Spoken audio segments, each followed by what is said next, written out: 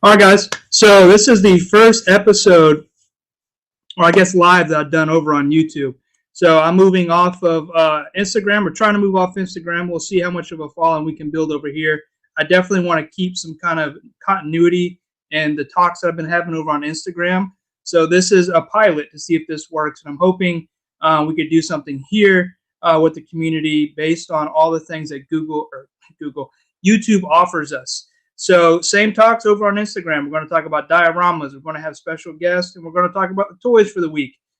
So again, join me. I'm going to try to do this weekly and try to keep the guests coming. And I hope you guys enjoy. So tonight we have Naeem Customs. He's big over on Instagram. He's working on a lot of dioramas. He actually put this diorama behind me together for my Cobra throne. And so without further ado, here's Naeem. Nimai Customs. What's up, dude? What's up, everybody? How you doing, man? Good, man. Let me go ahead and sorry, get us working here. So, man, not bad. How about you? I'm doing great, man. How about yourself? Thanks for having me on. Been having a pretty good week. I had some changes like in work and things, so my schedule just changed. So a lot of new changes coming with the year, and the good thing about that is I think it's gonna give me consistency on my schedule. So that's great for me. I really want it. Consistency is gonna help me put out more work and dioramas and be able to focus on the hobby a little bit more. Yeah, man, cool. Yeah, it's always awesome to get some free time back, and then get some time that you can actually focus on some stuff. So, don't want to make this any different than what we've been doing on Instagram, right? So, Yeah. want to talk about a few things tonight. One is going to be our dioramas, one that just came in from you, which I'm pretty excited about. Awesome. And then, want to talk about you as a creator. I know we got together a few weeks ago, and you were telling us about, or telling me about some of your, dioramas that you're working on and what you got going in the background, and kind of what you were telling me about earlier. If you're ready to talk about that, and then want to talk about, this week's toy haul. So For sure, for we sure. can go ahead and get into it if you want. I don't think we have any. Look, the dark bulb came over. Dark Bulb Hey, is thank you, in the dude. house. That's what's up, man. Thank you, Yeah. guys. Thank you. Spread the word. Let somebody know and see if we can populate the live a little bit. Trying to give Mike some coverage. Great artist, and I'm very happy that you have me on. That's great, man. Yeah, man, for sure. Uh, Um, a little bit about me. You want me to tell you a little bit about me? yeah. So first, yeah. So we'll go ahead and do that, right? We'll go ahead and get into yourself, what you want to tell everybody, who you are, etc. And then yeah, we'll talk about dioramas. So I grew up. My family's from Spain, and my family resides in Spain for the most part right now. And I grew up in South America, in Venezuela, which now is a extremely dangerous and difficult place to live. So I grew up seeing a lot of stuff, and being a kid in the '80s, I think things hit a little bit later where I lived. So I think as the trends fade a little bit here, it's like they're just taking off over there. So that's why a lot of the people that we follow there, like on their 40s, is likes a lot of the stuff that I like Masters of the Universe and things like that. So G.I. Joe, Master of the Universe was my stuff as a kid, and being in a third world country and hard to acquire, I could only get so many of them. I was a huge Marvel fan as well, so Marvel comics and especially the X-Men, which is my display behind me. That's the reason I started even collecting Marvel Legends, was to get the X-Men. So that's what got me going. I come from a family of artists. My mom managed a pretty renowned museum in South America. So they have Van Gogh, Picasso, Monet, and a lot of well-known artists. And so I grew up looking at art, going to art summer camps and things like that. Um, then I moved to Hawaii when I was maybe about 13, 14 years old. Went to school there, and through my whole life, I've been the kid that always doodles and draw in class. I'm kind of those persons that always like to be active. So having a pen in my hand is a great outlet when I'm working, when I'm doing anything. That's why you seen a lot of my doodles, right? I drew some Dragon Ball stuff for you. I done some like logos and things because it's easy for me, and I'm always artistically have to have an outlet. And that transition to dioramas because I finally was able to collect action figures. I'm living in the United States now, and I can have access to stuff that I could not have access to before. So I actually started collecting vintage first. So trying to make up for the toys I couldn't buy as a kid. So now I got right the what's it called, vintage Ninja Turtles, and right I start getting some of those and enjoyed them a lot. But then when I looked at the new figures on the pegs, I'm like, oh my gosh, this articulation is great, and figures have come so far that I wanted to get the new stuff. And then it was like I dove down the rabbit hole because my collection is pretty deep, and I haven't been collecting that long. So I cleaned a lot of friends' collections out. Let's put it that way. And with that, naturally, now I have tons of shelves full of figures. And I said, I spent all this money on figures, and they don't look that cool, right? Like they look cool because you love them, but they're just standing there. A lot of times I vanilla pose them. I wanted to have settings for them. I want them to look cool. I wanted to take pictures. I started looking at YouTube videos of The Amazing, X Manny, a lot of these guys that take a lot of pictures, and that is what made me go to Instagram. And then my artistic abilities transition naturally to the medium. I show you my first diorama was a cardboard box. You know what I mean? Yep. And then my first 3 dioramas were just cardboard boxes cut out and made out to look cool. And then I said, okay, I think this is something I want to do. I think I'm interested in the medium. So I started investing in tools, equipment, supplies, and then I'm pretty sure you've seen that my diorama journey just continues to level up. You know what I mean? Like I just continue to come up with more ideas, better ways to do things, more practice, and then they just continue to get better. You know what I mean? And I have something I'm working on too, and we'll bring it up later. But I've been trying to do something that I can make a piece. It was for me. I didn't make it for anybody else, but Right. I wanted to make sure that I can give people access to this piece. So I think I made something that I can replicate, and I think I'm gonna open a window of time and do a pre-order, and it's gonna be a sewer TMNT. Now let's see where it goes because it's only gonna be the top floor for me. I'm actually gonna go below later and do a second layer, and that's gonna be like the turtle pad, right? The layer with the sofa, the TV, where they're gonna hang out. So this is gonna be just the street or one of the layers of the sewer. You know what I mean? Right. That'd be cool. Yeah. So that's just a little bit about me. I've always been into art. I always draw, paint, and sculpt, and dioramas was just a great outlet for my artistic. I don't know about you, but expression, right? I have to express myself all the time, and that's just an outlet for me to do that. Oh, that's cool, man. And you got to have that, right? Especially this day with all the COVID stuff going on. We're at home. Yes. What better time to get your hobby going and working on stuff, clear your mind. It's kind of escape from the escape. I don't know about you, but I also feel that it hit our community as well. Like this COVID, like people stayed home, dude, and they bought action figures. And I don't think people had bought action figures before. They looked at YouTube videos, and I think the market was a lot hotter this year than the year before when it came to hunting things down and trying to get your hands on it. Yeah, it definitely seems like the release of figures was hot too. So it was at least, there was a lot of stuff in the market. It was a perfect storm. Yeah, perfect storm, right? Like good product and I mean, yeah, great lines that came out and also additions to those lines, and then new people coming to the scene, like a perfect storm, right?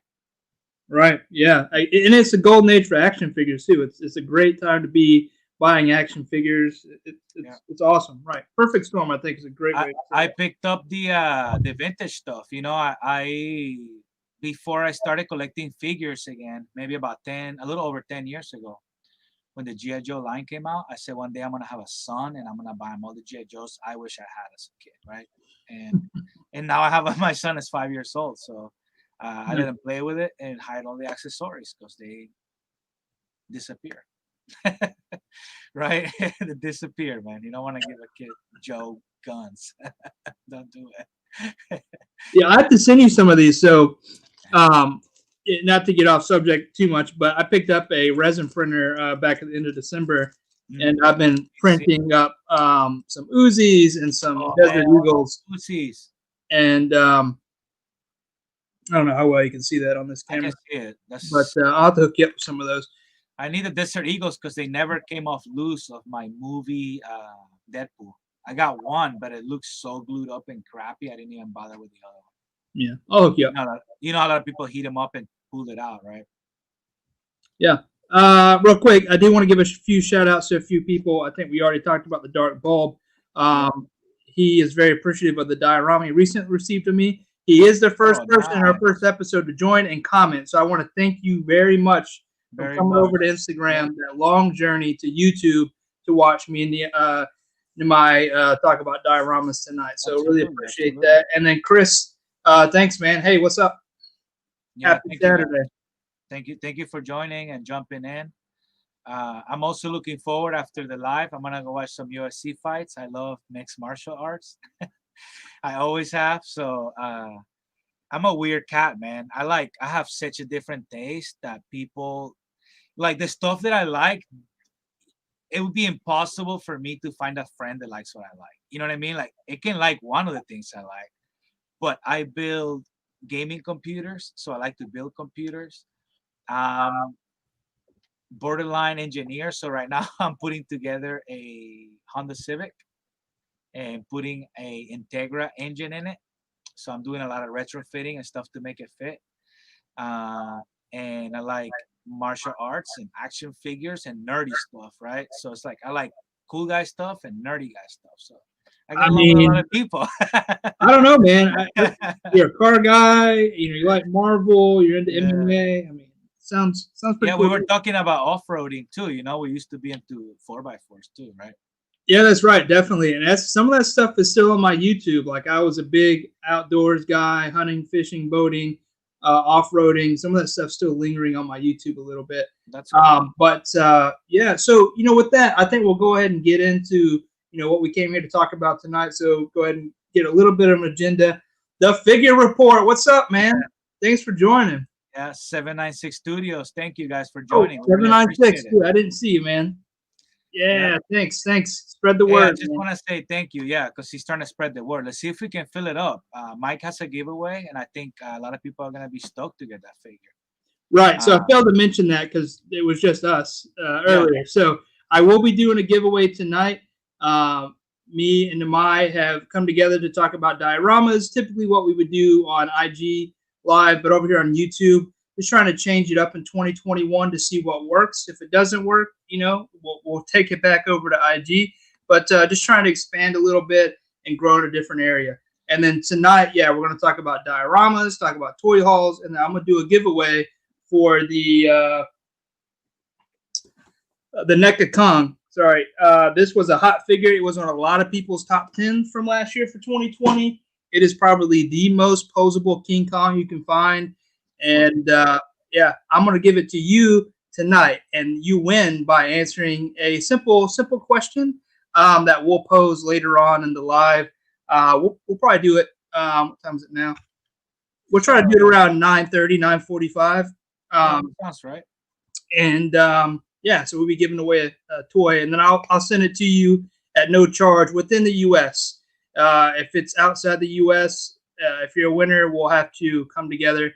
I'll try to do my best to cover it, but we'll see how ridiculous it is. So with that said, tonight we're going to get into dioramas, and I first want to talk about a diorama I recently received from Nimai, actually. I commissioned him a couple months ago, right? Yeah, so it was from the end of November, and we talked about trying to build it for December, something like that. Yeah, so a few months back, I think it may have been October, I put out a diorama bucket list, and I had a list of the top 10 diorama artists I wanted to receive a diorama from because I think they're works of art. I think we all agree people I see in here fully understand, that dioramas are a craft. They are something people put together with love most of the time. And there are those that I really enjoy them as a person and as an artist, and I wanted to get a piece from them. Nimai was at the top of that list, and I am slowly chipping away at that list. Yeah, I was fortunate enough to be able to get a piece from him, and it is an epic piece. Sorry, I'm trying to keep from cussing here, so I had to go on with the word real quick. It is an epic piece, and it is right behind me. Now, I had a few requests from him, and it was that it would fit within a DTOF, and kind of give him the idea of what it was going to be for. And let's see if I can. Yeah, you gave me a lot of freedom. You kind of said, I just wanted to put this on it, and I really wanted to know what you were gonna put on it, so I can kind of at least somewhat match the theme, meaning at least have something, a cohesion between your throne and maybe the color of the stone that I was gonna use or something like that. You know what I mean? Yeah. So, right. And the only other thing that I failed to mention was the throne, right? This throne isn't what he put together. This is something I got from Ash CNC Laser from over on Instagram. But, what I'm going to do is I'm going to go full screen, make me a little bigger so people can see. There you go. Perfect. So this came from Ash CNC Laser. He 3D printed it. I think he even modeled it on a resin printer. And I painted it up gold. I plan to do other layers, some weathering, but this looked dope to me, so I left it like that. So, and then Nimai furthered that, right? He took the gold and incorporated that into the diorama. This thing is fully modular. The stairs come off, and I'll bring this a little closer, and you can see the level of detail he's put into it.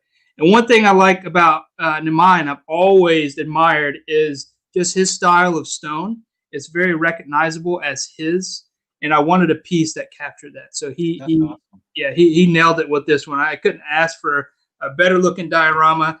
He's got very different color shading in the stones. He's got moss growing on here. He even got what looks like the veins in the gold. You can see how that's kind of raised a little bit. I don't know how well that's coming through. But the love he's put into this thing is amazing. Right, like a deposit that was still left behind on the stone. I want it to be like, it's very raw. You know what I mean? Like the stones were cut out, but not clean completely.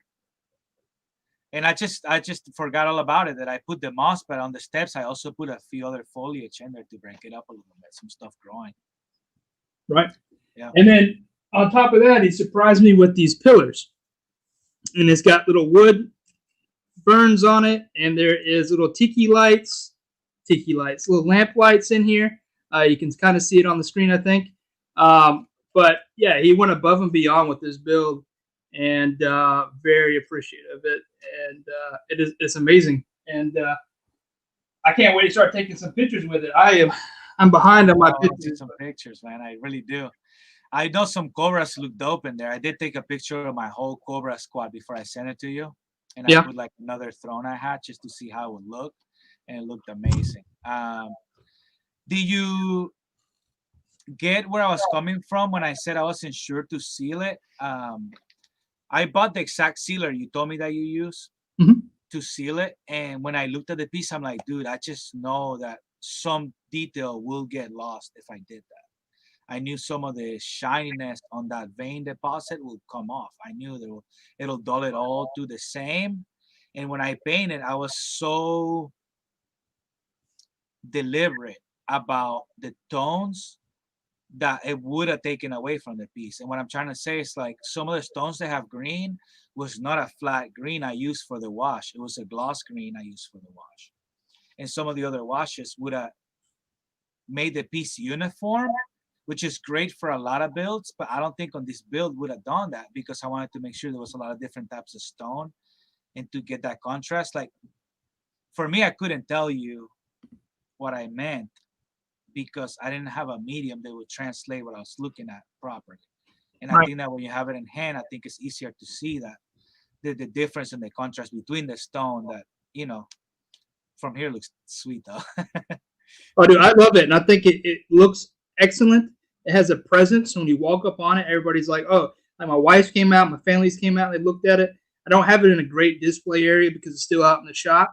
But even comparing it to some of these other dioramas, you can see how large this thing is, and it's amazing, and I love it. It's going to be a great piece for my DTOF. I have a spot for it right between Lawless Studios and Vasco Toys. It's going to be Vasco Toys, Oh, my nice, customs, and Lawless. So it's going to be an nice. epic DTOF. It's got some That's an great epic diorama detail. artists in there, and I'm very proud to have those pieces. So Yeah, I'm gonna try to order something from you too. Toying around just jumped in, so thank you for jumping in, bud. I really appreciate you coming over, and everybody that jump in the chat. the Really Butter Baron, appreciate what's up, dude?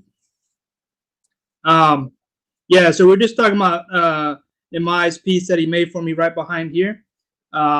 So great work. Is there anything else you want to talk about that piece? Maybe some of the process behind it? Yeah, I did what I normally do is I'll draw with Sharpies and kind of visualize everything how I want it.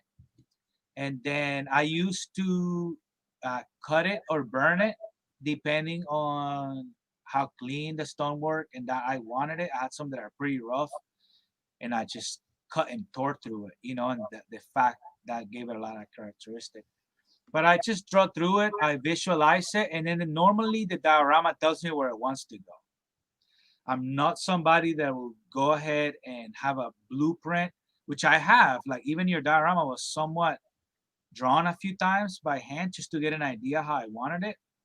But I always let the diorama take me. Like I was gonna build a square wall for you for the back of that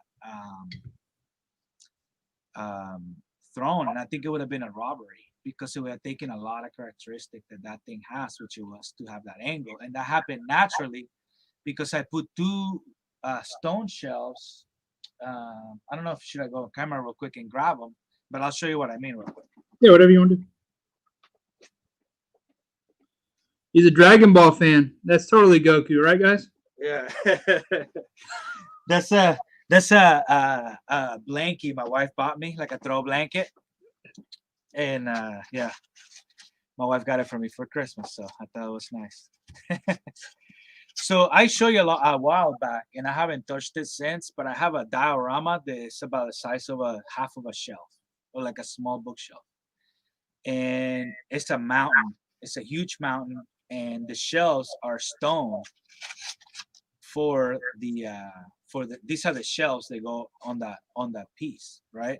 Mm-hmm. So the way I cut them is so they're offset each other, so they're not the figures. When you look from the top, you can see everything, right?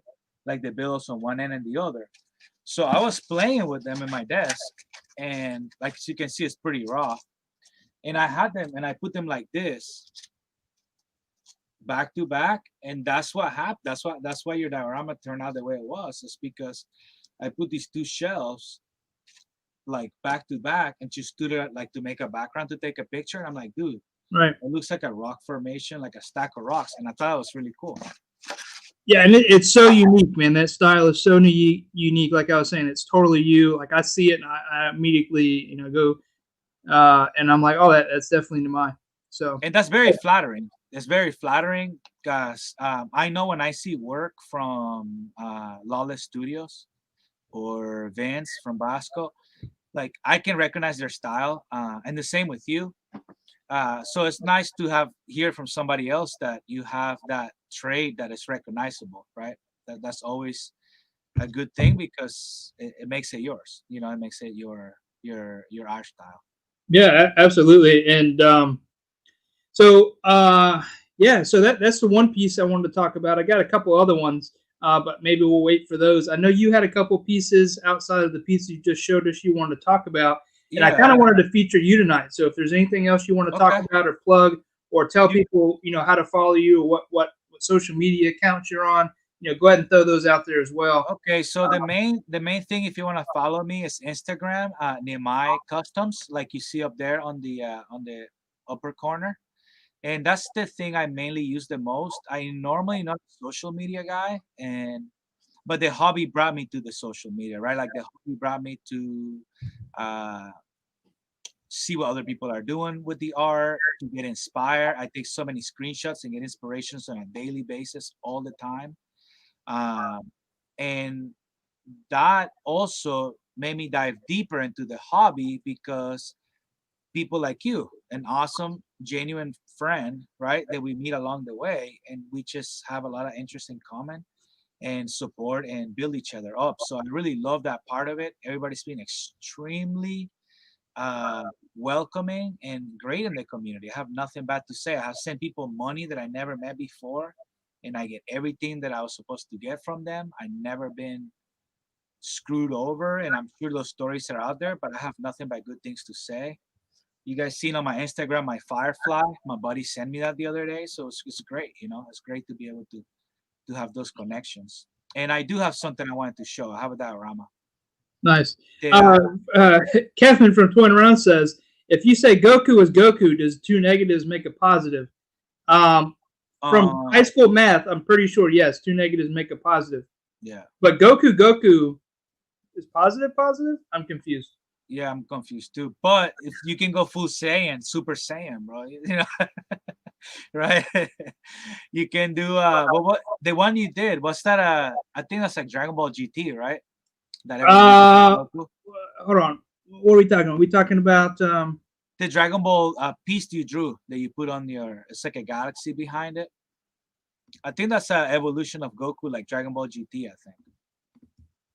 They got that long hair. There you go. That one up there.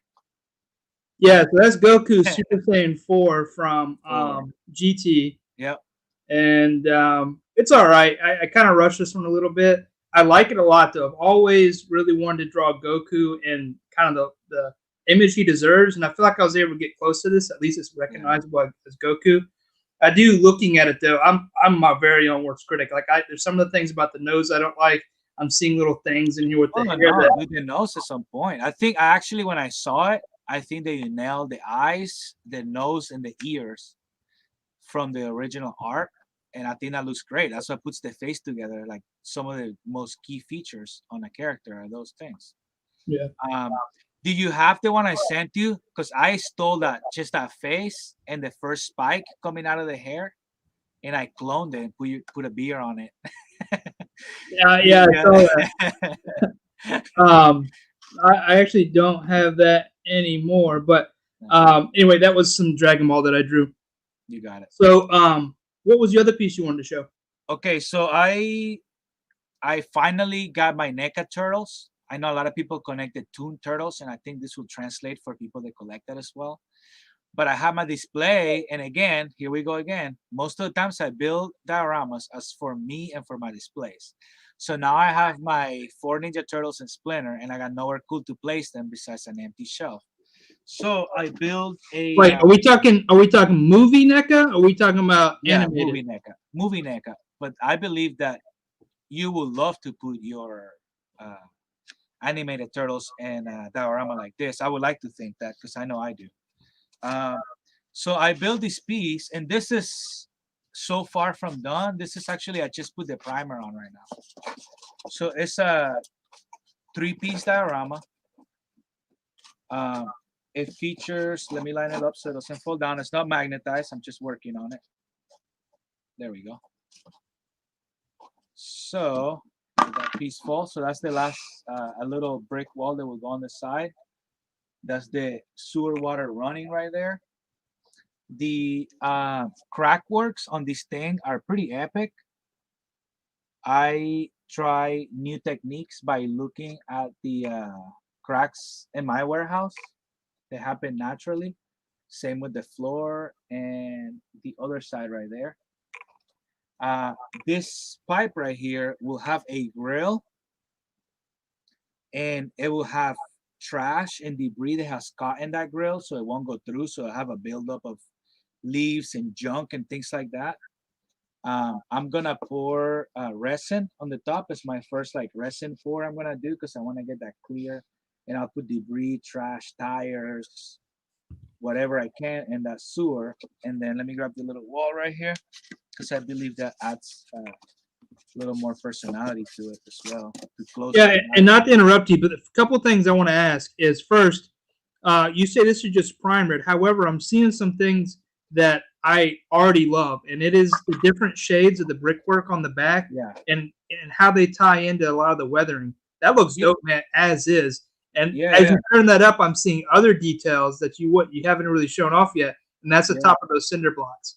And dude, yeah. that's Can you dope. see You're that? going in not just that very first layer, but kind of like a 360 diorama approach. That's awesome, dude. Love it. Yeah, yeah. And you see the bricks. Some of the bricks are chewed up at the bottom. They Yeah, kind of fell apart, right? And right. then some of the cracks come on this corner from there. And then it has this little brick wall that's also, I think I did a good job cutting it. I like how it came out on this end. Let me flip it over. So that's what the diorama would look like, right? Yeah, man. And so what I do is if I know what I'm gonna do with the diorama, if I want something that's gonna be extremely weathered like this, I'm not gonna do gray and black, right?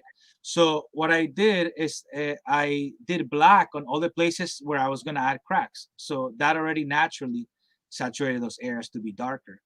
Then I use two different tones of grays, and that's just my primer.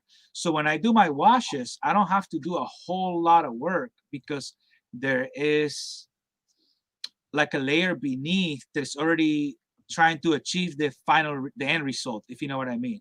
Like I don't have to go through do a whole gray primer and then start adding the black and everything and go through all these layers of single color. I'm building characteristics on the wall as I do the primer. This is really just the primer. And some areas look really light, like for example right here, because the primer was too light and you can see some of the writing on the back of the foam for the insulation.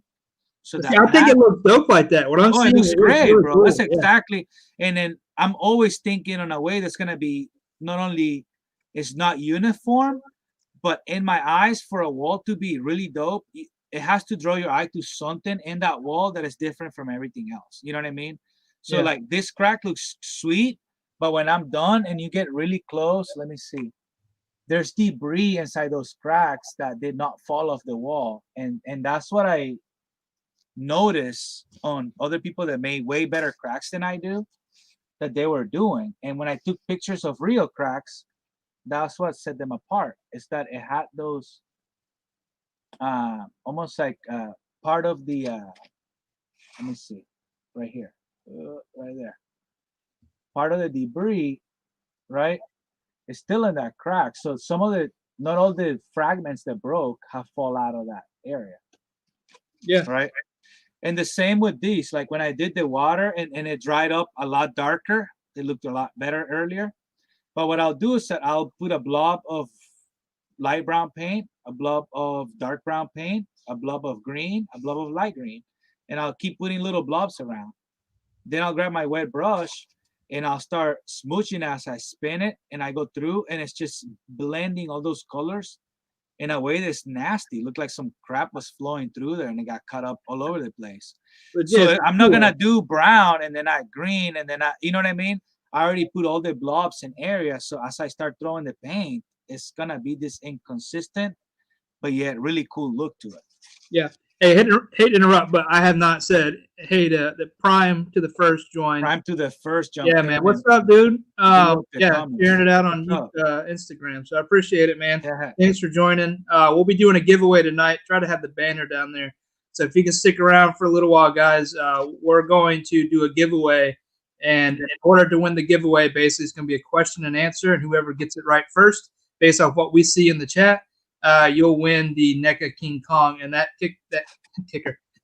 figure is a very dope figure. So, Yep. Anyway, sorry. My homie, Boring Fat Dad jumped on too. So what's up, guys? What's up, dude? So here's the deal with this diorama, Mike. What I'm gonna do is that I made the design in a way that it's gonna be somewhat reasonable for me to reproduce. I'm also going to take very small suggestions from clients that choose to buy a piece so they can tweak it a little bit. It doesn't have to be like the next guys, right? Because that's one thing that's always been really important to me. I don't know why. I just don't want to make like two dioramas that are exactly the same. Or I mean, I know that you do your dali aisle, your corner dials, but I know that you make them slightly different each time, right? Yeah. So right? Yeah, based off input, and I kind of do my own research on individuals, especially if I know them, what they kind of like. And I don't tell them I'm doing it; I just do it for them. Yeah, Great example of that was Laser Pants, right? I did that extra wall for him, doing some Easter egg type Star Wars stuff into there, and then I did his logo on it. So I'll go above and beyond most of the time for people, and they don't even know I'm doing it until they get the piece. So, yeah. I mean, Boring Fat Dad is joined me over on Patreon, so I definitely appreciate that, Boring Fat Dad. He actually hit me up today and asked me to help design him a logo. So I'm working on a piece for him that's a little different from just diorama work. So for sure. Anyway, he just came for the King Kong figure. You know, that's why he's here. I suspect some people may just come for the figure, but you know what? You guys are welcome, right? Mike is willing to give it. So what I'm gonna do is I'll go on my Instagram, I'll make a little post, and I'll do some things on it. But I'm gonna open a pre-order, and I'm gonna do maybe 10 sets or so. And yeah, I love that brick, man. That came to me. And if you see that top crack right there, if you follow it up, it cracked the brick right there. You see that? Yeah, that's good. Did you say 10 cents? Did you say 10 sets? Yeah, I'll do about 10 of them. So something like that. Yeah, about 10. I have an accent, man. Come on. Hey, I'm just making sure. If I have like 10 cents, I'll buy all 10 of them for $1. I'll buy that for $1. Yeah, but I'll make them, and they're gonna turn out really good. They're gonna turn out really cool. Right on. And I'll tweak them up a little bit. You want to talk about some toy pickups we made this week? Because I have a few. I spent more money on toys than I wanted to this week. Yeah, I was going to run through a few dioramas that I've been doing myself. Oh, absolutely. I'm sorry. No worries, dude. And then I was going to do talk a little bit, just a reminder on the sticker swap. So what I'm going to do is I'm not going to go grab my dioramas. I'm just going to share my screen. And one of the perks about having this over on YouTube is you can do this. So I'm going to share my screen real quick.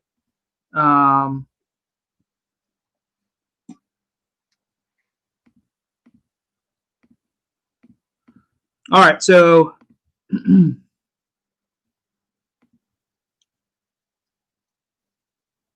all right, so one of the most recent piece that I'm working on is the street scene, and there's not very many pictures here. I do apologize. Yeah, but Red Ninja.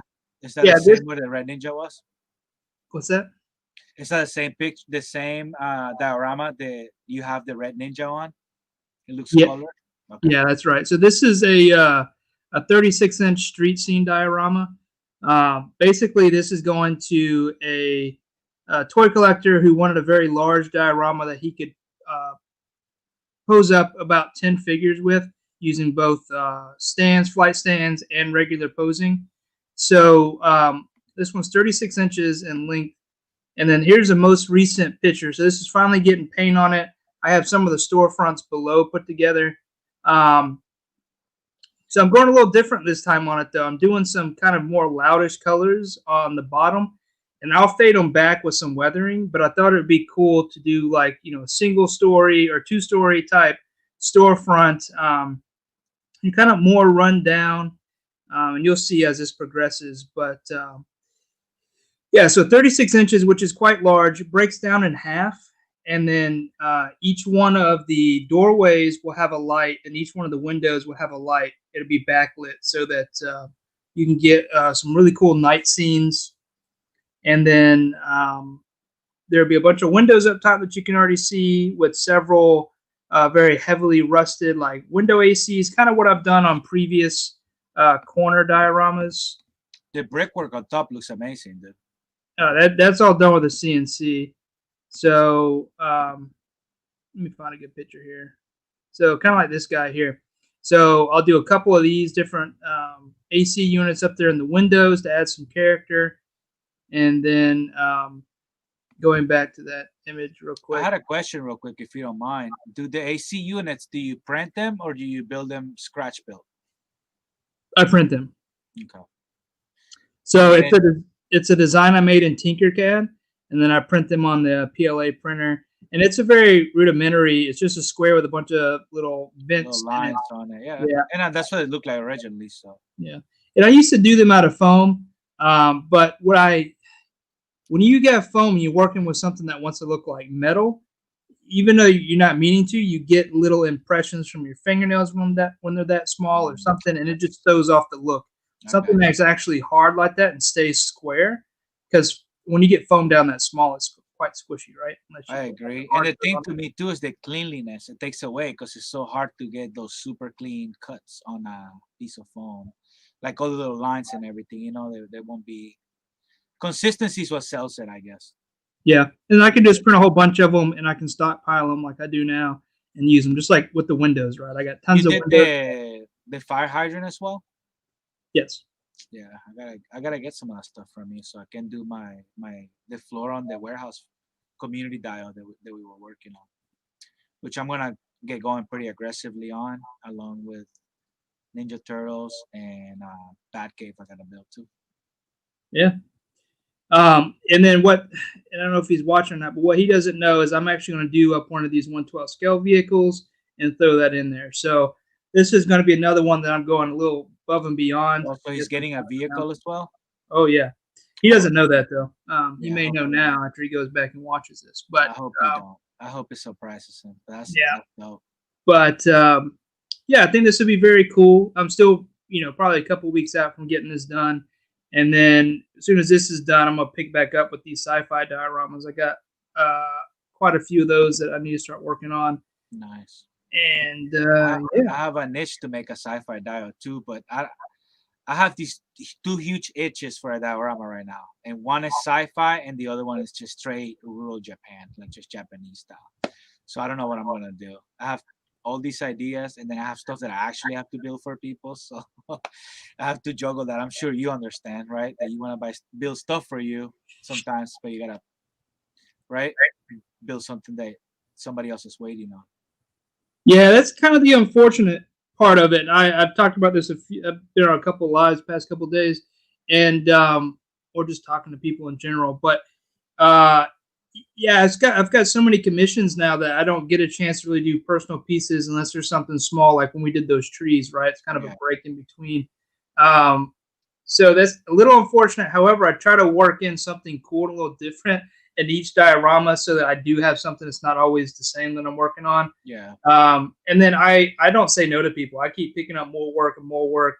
And it's a blessing and a curse. And I've said that to somebody also, so I'm just repeating myself. But yeah, it's great, but at the same time, it's becoming almost like a real job, which is cool.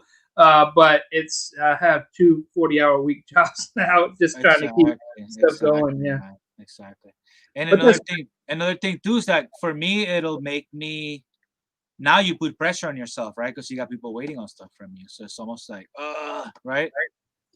Yeah, I mean, I work at my own pace, though. Unfortunately, and most people, I have enough people now that I choose who I want to work with, and I let them know up front. I work at my own pace, and if they want, it's gonna be a minute till I get to you, right? It's gonna be a minute till I get to you. But. Yeah, there are some people, if they come to me last minute, they'll get something quick, but not everybody.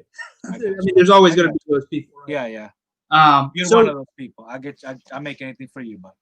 Yeah, and I got something to show off from you real quick. But I told people we would do the giveaway about 9:45 for those hanging up. We could talk about CNC and Tinkercad for sure, Prime. But we'll go ahead and do the giveaway. And wait, are you guys ready to do the giveaway?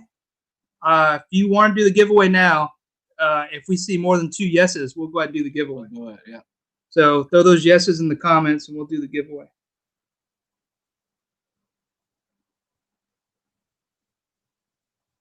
I don't know what the lag is. Maybe no one wants to do the giveaway. No, nobody wants a free thing. Or if Fat Dad, I'll hook you up with how to get a shirt. Just DM me. I might change the color a little bit though. I might go green, more green on the circle. I don't know. I like it. And it's a soft material. Yeah, I want a little pack from you too, man. I want a t-shirt will be great. I really would like that for sure. I would totally rep it. But I do want to get a few guns and maybe a fire hydrant too, something like that. Yeah, man. So we got 1 yes. That's good enough for me. We That's got 2. Prime there's 2. There's 2. Yep. So I'm gonna just So a reminder. This is for the NECA King Kong. This is what was released last year and has been on several top 10 lists. This is probably one of the Amazing most figure, bro. Amazing. articulated King Kongs you will find. And That face too, man. dope figures. Unopened. I Face. just bought it not too long ago. So this is going to go to one of you guys, and I'll pay for shipping for it. So Face is amazing how they use the gloss for the mouth and the eyes, and the rest is matte. It just sets it off like a high-end figure for sure, right? yeah. So I do want to make sure everybody's paying attention, but at the same time, if you're not, sorry. So what I'm going to do is I'm going to throw A question up, right? yeah. There's a slight lag with the comments. Okay. So I'm going to throw up a question on the screen. You'll see it across the bottom of the screen. The first person to answer that question will win the NECA King Kong figure. So I'm going to throw that up here in about 5 seconds. I'm excited for you guys. This is awesome. So here we go. Here is the question. First person that I see put it in the comments. Nimai will second that. That is the winner. You will get that NECA figure, and I'll send it to you at no charge. And the cool thing is I know everybody pretty well in the live tonight, since it's a handful of people. So our friends, you know what I mean? I'm excited to be able to give this guy to one of you. So here we go. One of the homies. All right. So what song plays at the beginning of the Iron Man movie, right? The opening, right? Right. Let's see who gets it. Let's see who's the fast Googler, right? Right.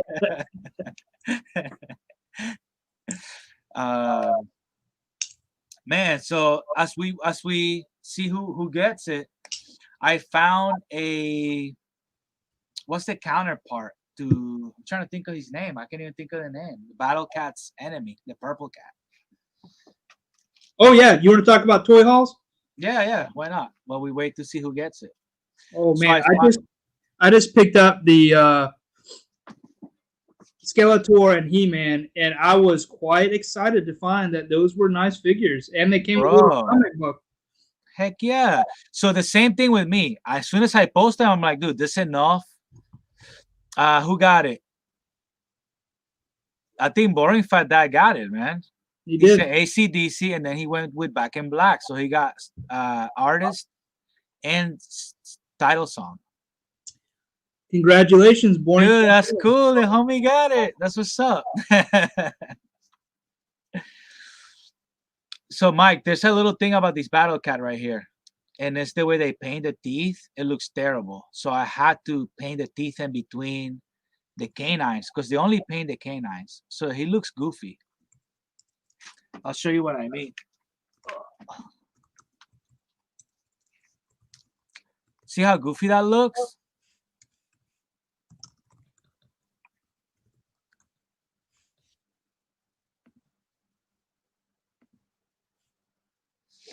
So, Mike, I don't know about you, but I normally don't customize my figures unless it's like I do some kid bashes and stuff like that. I actually have one right here next to me. I'll show you. But look, can you see Battle Cat right here? Yeah. Right? Look how crappy his mouth looked. Like, it's just the 4 teeth painted, right? Yeah, and it's very white. But because this Battle Cat, it hides it better than his counterpart that I picked up, which is Panther. That's his name. I remember now. And all I did was paint it between the teeth, man. And I just fixed the figure. Yeah, it was good. Right? So that's my kind of customizing most of the time. Is I'll just add like the pumpkin wrapper. I will paint the face black. And it's just something I feel like the figure is missing. I'll add it. But unless I have, like, for example, I went and bought me a second Hercules because I felt that my what's his name?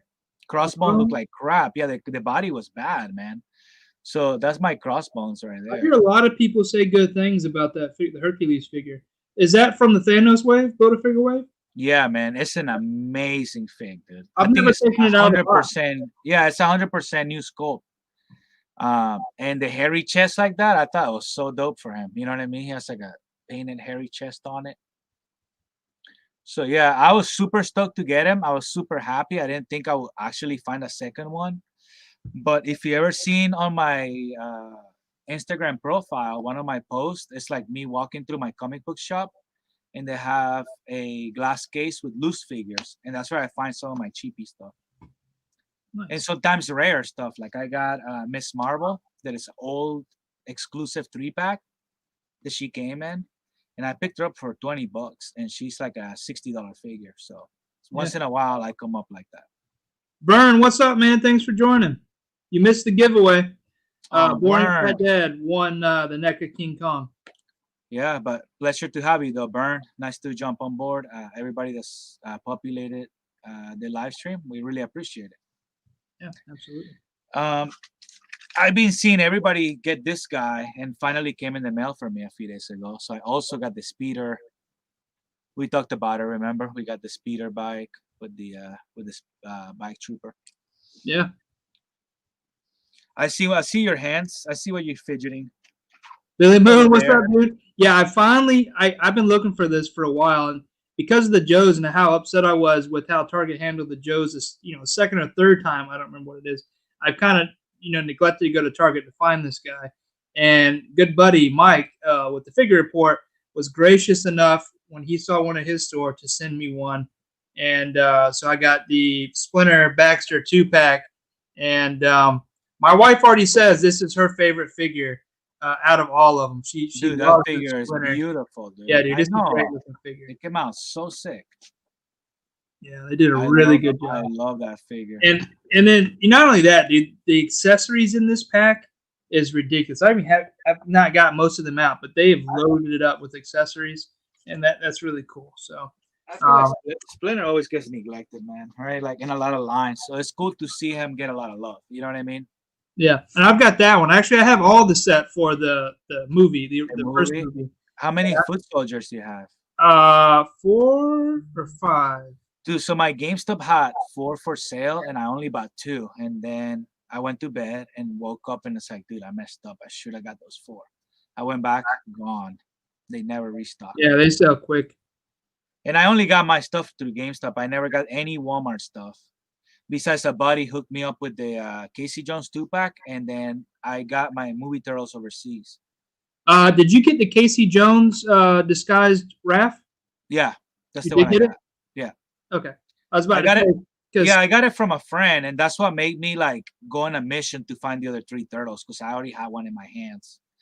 It was just burning, dude. You know what I mean? Yeah, so plug real quick. If anybody's looking for the Casey Jones 2-pack for the movie or the Shredder from the Secret of the Ooze, Titan Bricks Toys has those up right now, or at least they were up a little while ago for sale. So if you missed out on those, he's got a couple of those up for sale, and they're pretty reasonably priced. So Nice. check it out.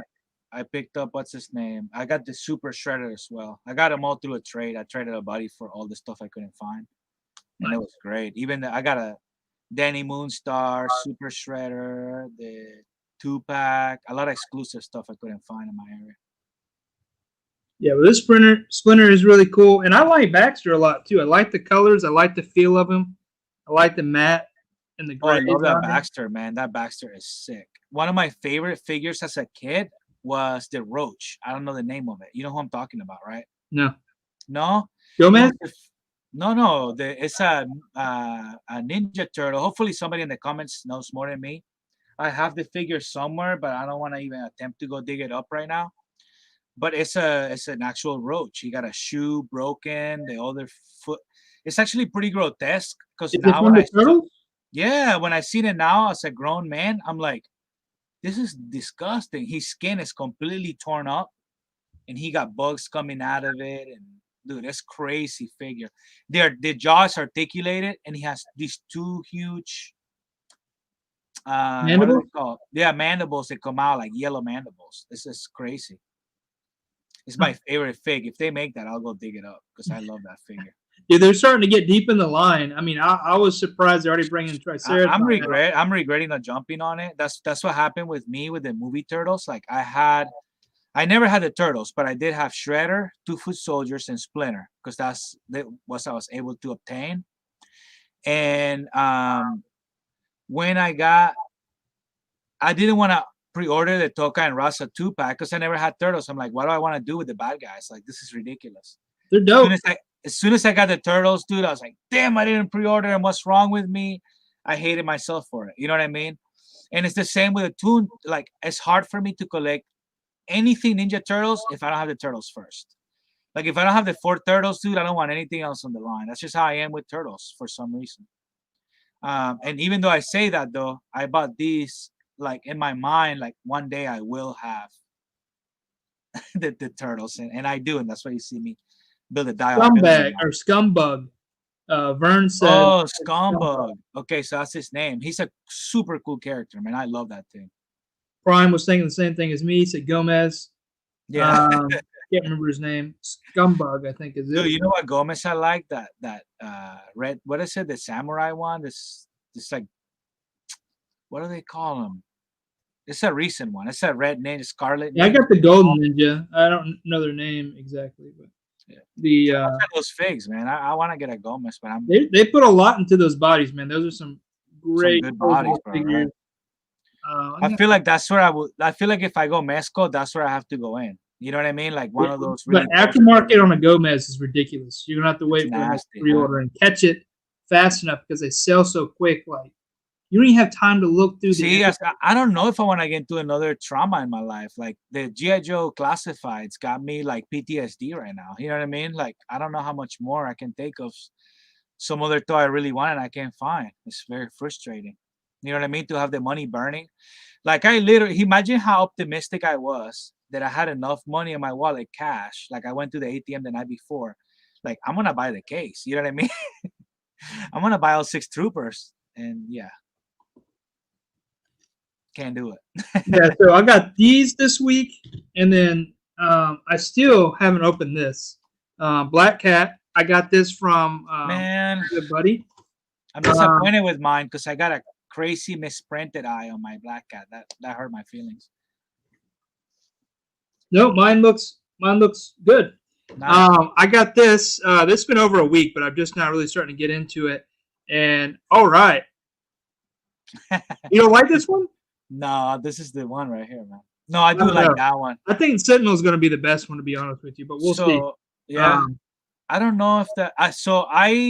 Somebody I follow was doing a live the other day, and he was voicing it, and he said, "Dude, I'm being careful. I collect figures for a long time. I'm not just roughing it." And he was saying that it was a matter of time till it just fell apart on him. So the price tag plus that review, it makes it a difficult purchase for me. You know what I mean? Yeah, that's great. Oh, dude, the clothes on that thing and I mean that thing it's hard to compare. Now, when you put that for something that hopefully you can find for $20, like I did today, dude, that's great. Like this legend. I think he's still too big as far as scale. Oh, you think so? The legend. I mean, they did really good with the thinness of the legs and make it pinless. I think that worked for them. Yeah. I just wanted more. I'm gonna talk it down every time you say something because I got to make myself think this is the best one. Of course, you spend the money on it. That's the superior one all day. Oh, the money's not the thing. I think I don't know.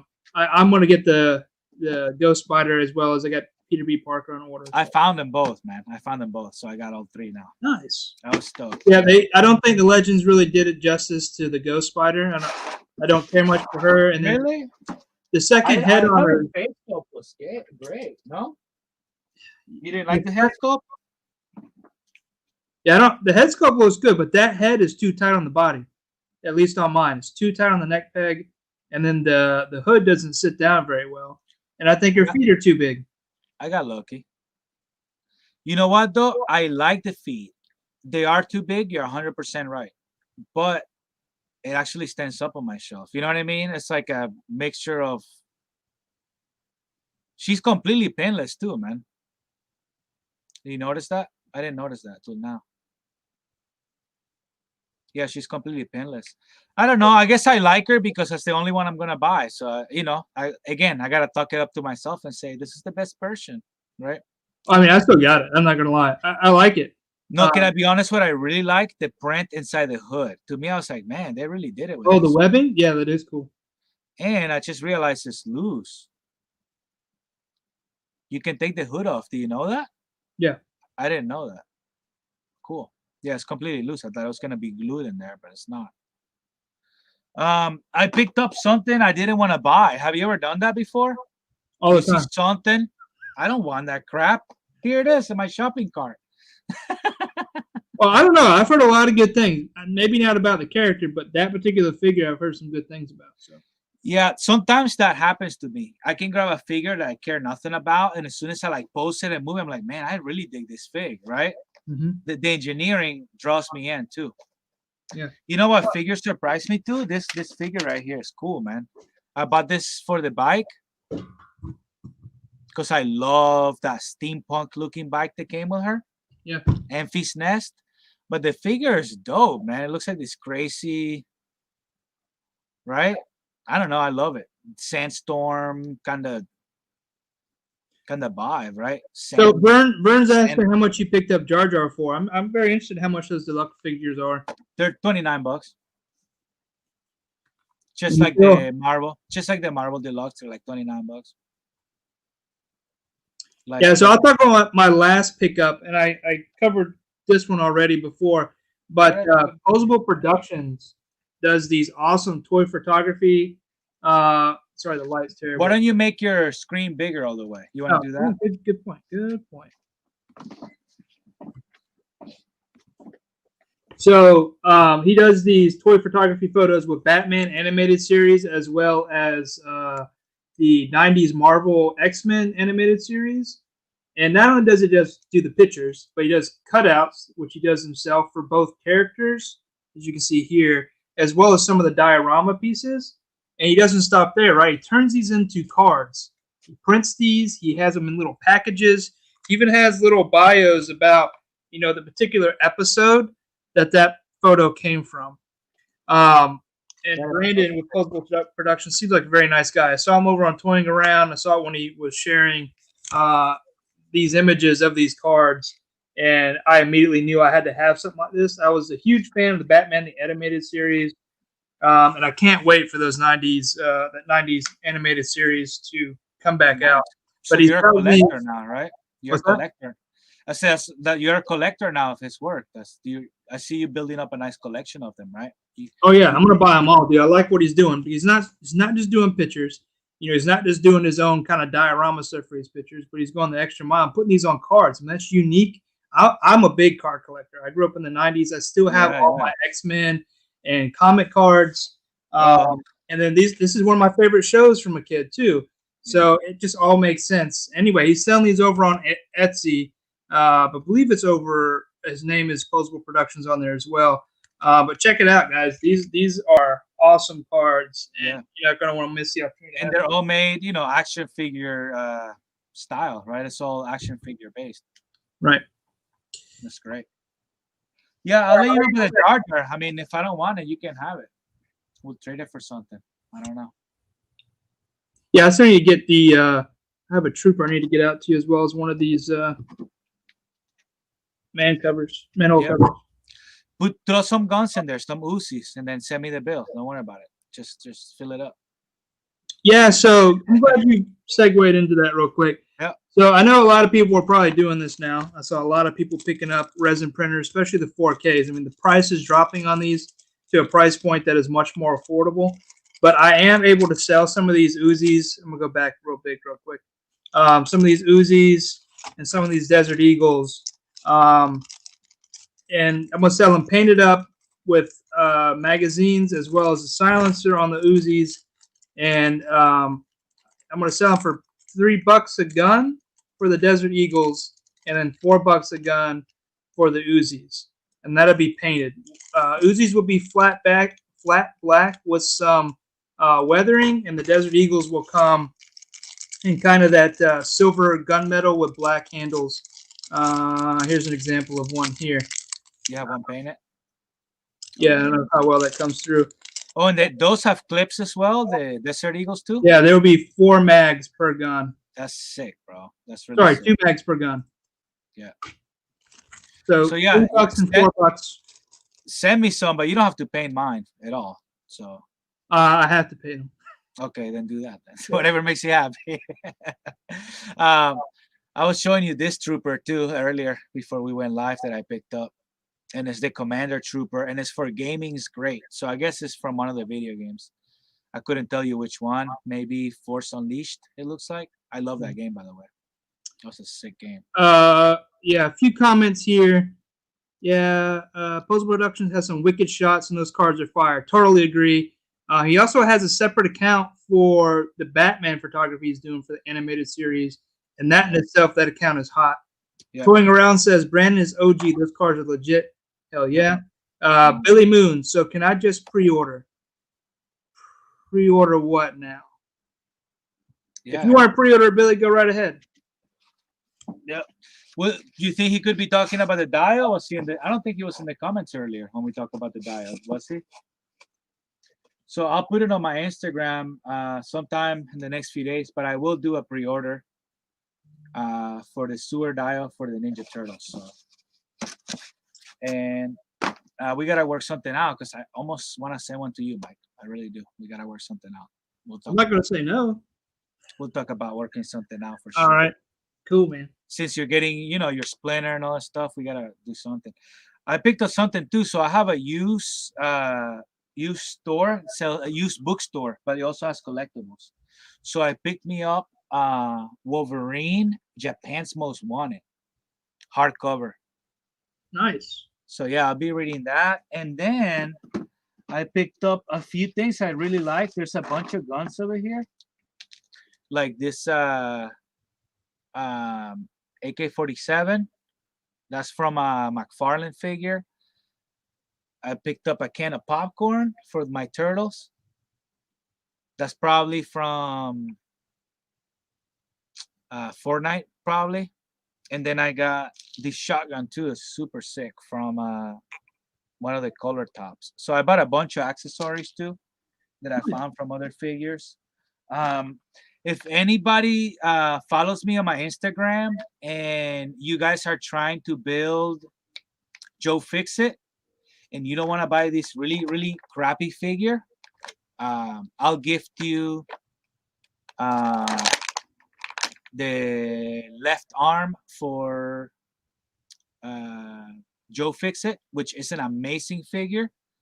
I just keep buying these. This is my third Captain America because it's the black one. And I go ahead and put the Hydra heads on it and just do a little goon squad right there. You see it, Mike? Yeah, sorry. Look. Why don't you just send me that figure? You want my fig? I thought you said you were going to gift the figure. You said it was trashy figure. Well, no, what I was going to do is go ahead and give the bath, right? So somebody doesn't have to buy that crappy figure. You see what I'm saying? So you're going to keep the crappy figure? Nobody wants that, man. It's a black cap. You do? Okay, I'll send you a blue one. No problem.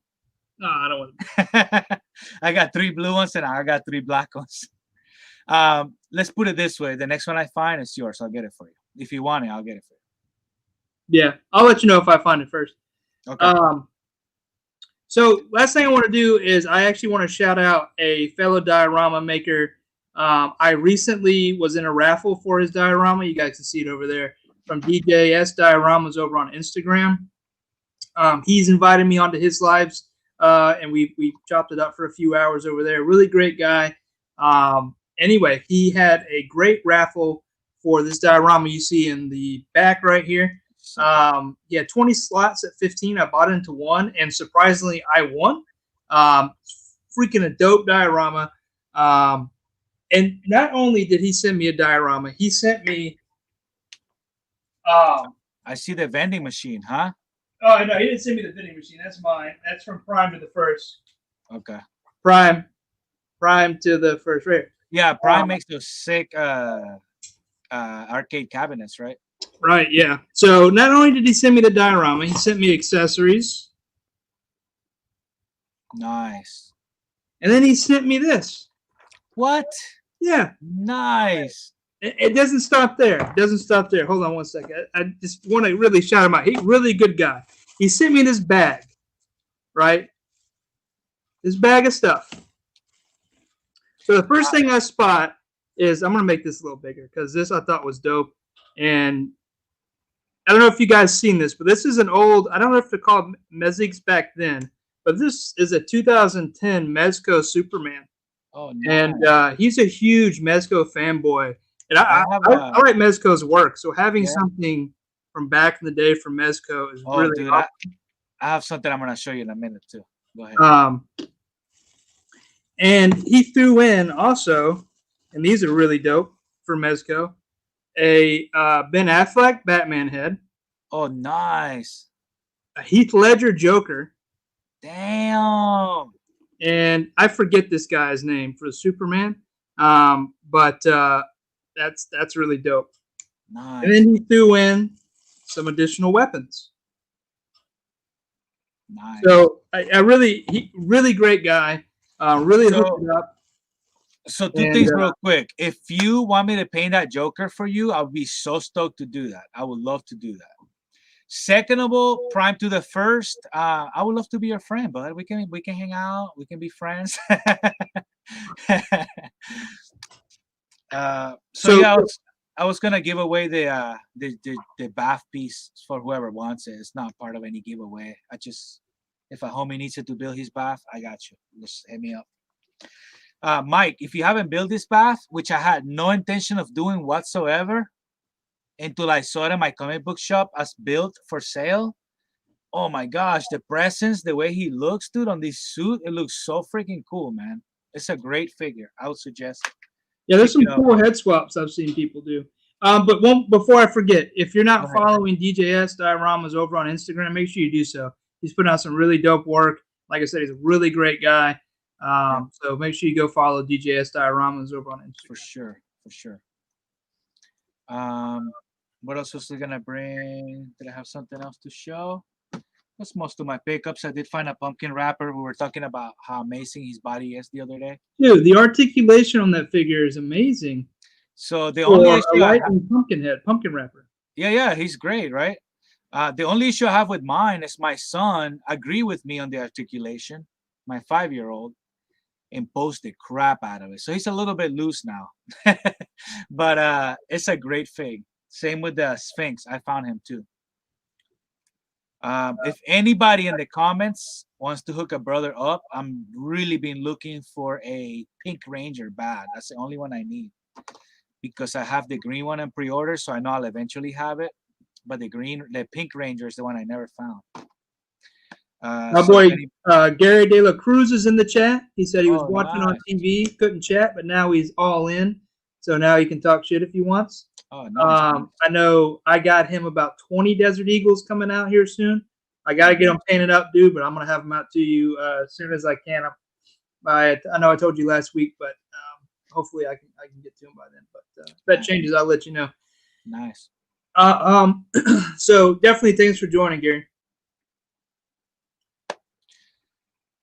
Yeah, I gotta what's it called? Pick up something from you too, man. I need one of your pieces. I feel the same way about Vince with Vasco Toys. Same with Lawless Studios. And I love the community, and I just hope we continue to grow and support each other. It's been a great ride this past year. You know, so my account and my work and everything has taken off a lot, and I really appreciate you having me on too, man. Yeah, absolutely. And we talk a lot in the background, and we've done a couple lives on Instagram together. So this is cool. We can come together now on YouTube. My very first live over here, so that's exciting.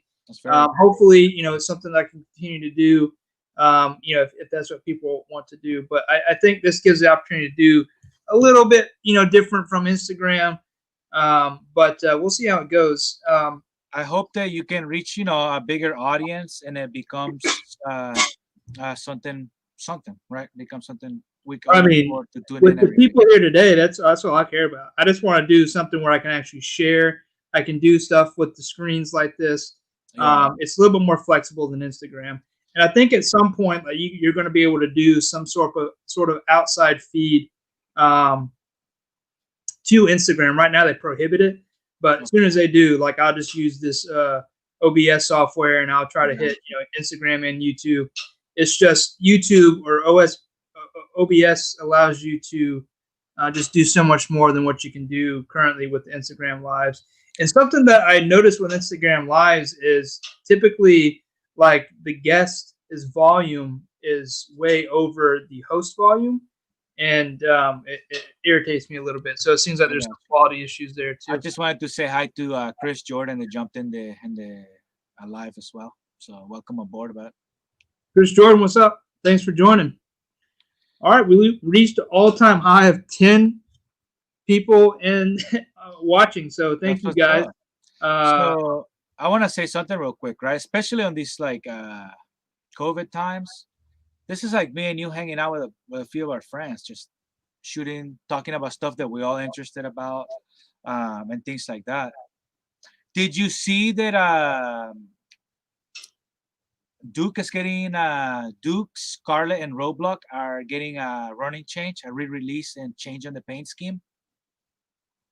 Yeah, it's cool. I've not seen them. Yeah, they took the red of the gloves and dark, make all the colors dark, and also took the gold and the blue on the knee pads for Duke. They took a lot of the gold and made it really dark for Scarlet, and then Roblox just has a dark green vest.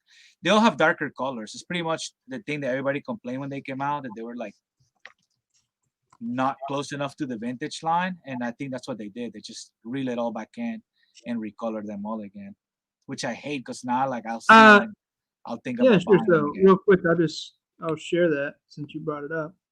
Yeah.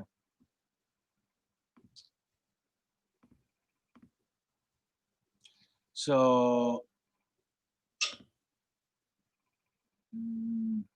there it is, DNI News. So this is the new Scarlet, huh? Well, I think that might be a custom, to be honest, but it's extremely similar to that. Yeah, because I've seen Oh yeah, it purple is on a it. custom. All right. But DNI News should have it because I watched it on their news today. There it is. Look at that the one that says repaints right there. And Duke got announced today. But yeah. So that's what they look like. So she has that brown and yellow instead of all that gold everywhere. Mm-hmm. And he's a lot darker. They took the gold shin pads he had on and made them all blacked out. Took all those red gloves and put gray gloves on him. Oh, that's cool, man. Oh, damn, look at that face print. You see that? Why do they do that to us, man? Now I gotta go buy another. Oh, they took the purple completely out. That's great. That purple was terrible. Look at the weapons. The weapons are the same. No, the weapons are the same. It should be. So I'm glad I don't have a second one of those. Let me grab something real quick and I'll show you. I have seconds of everything for the classified, pretty much. Nice. So I'm glad I didn't buy another Scarlet because now I'll buy another Scarlet. But I have every G.I. Joe release so far. It feels so good to say that after waiting like a month for Firefly and fighting grown men for the other one. But his gun said they're going to take the gold out. They're going to take the red out of his gloves. And they're going to take the gold and the blue out of his shin pads. So he's also more muted. And then I do have another Gung Ho. An extra Pimp Daddy. Nice. Not so pimp, but still dope. So this is the running change. Do you know there was a running change on these or no? So the running change is the forehead. Yeah, the forehead. The first wave had that circle, and this one is smooth. I have a very strong feeling that in quite a few years from now, be much sought after since they changed the color scheme. I have a feeling they'll become more collectible. So those are the ones I have a few of. So Cobra, both Destros, Duke, and Gunho. I also pre-order. Do you ever check that out? The Valverse weapon packs and all that. No, I mean I've heard of them and they're supposedly really cool. Are they out yet, or were they pre-ordered? Yeah, I wanna. Can I do a screen share? Let me see. Yeah, go ahead. How do I do it? Oh, screen share. Randy, you did something. You and Prime to the First cannot be friends anymore. Who? Me and who? You and Prime. Why? You did something. I don't know. See how you are, bro? Yeah, go ahead and share. All right, I'm sharing my screen. There we go. Okay, now I'm sharing my screen. Let me go to Big Bad Hold on Toy one Store. second. There you go. Yep. Can you see my screen? Yeah, we see your bank account. Oh well, look. Actually, if I go to my account, you're gonna see all my pre-orders. Look, All right, now don't rub it all in. look. I got ninjas. Look, I got Scare Glow. You gotta pre-order that, bro. You're not gonna find it. I know you won't. And since you got the other two, he comes with soft goods and everything, dude. He's sick. Look at that.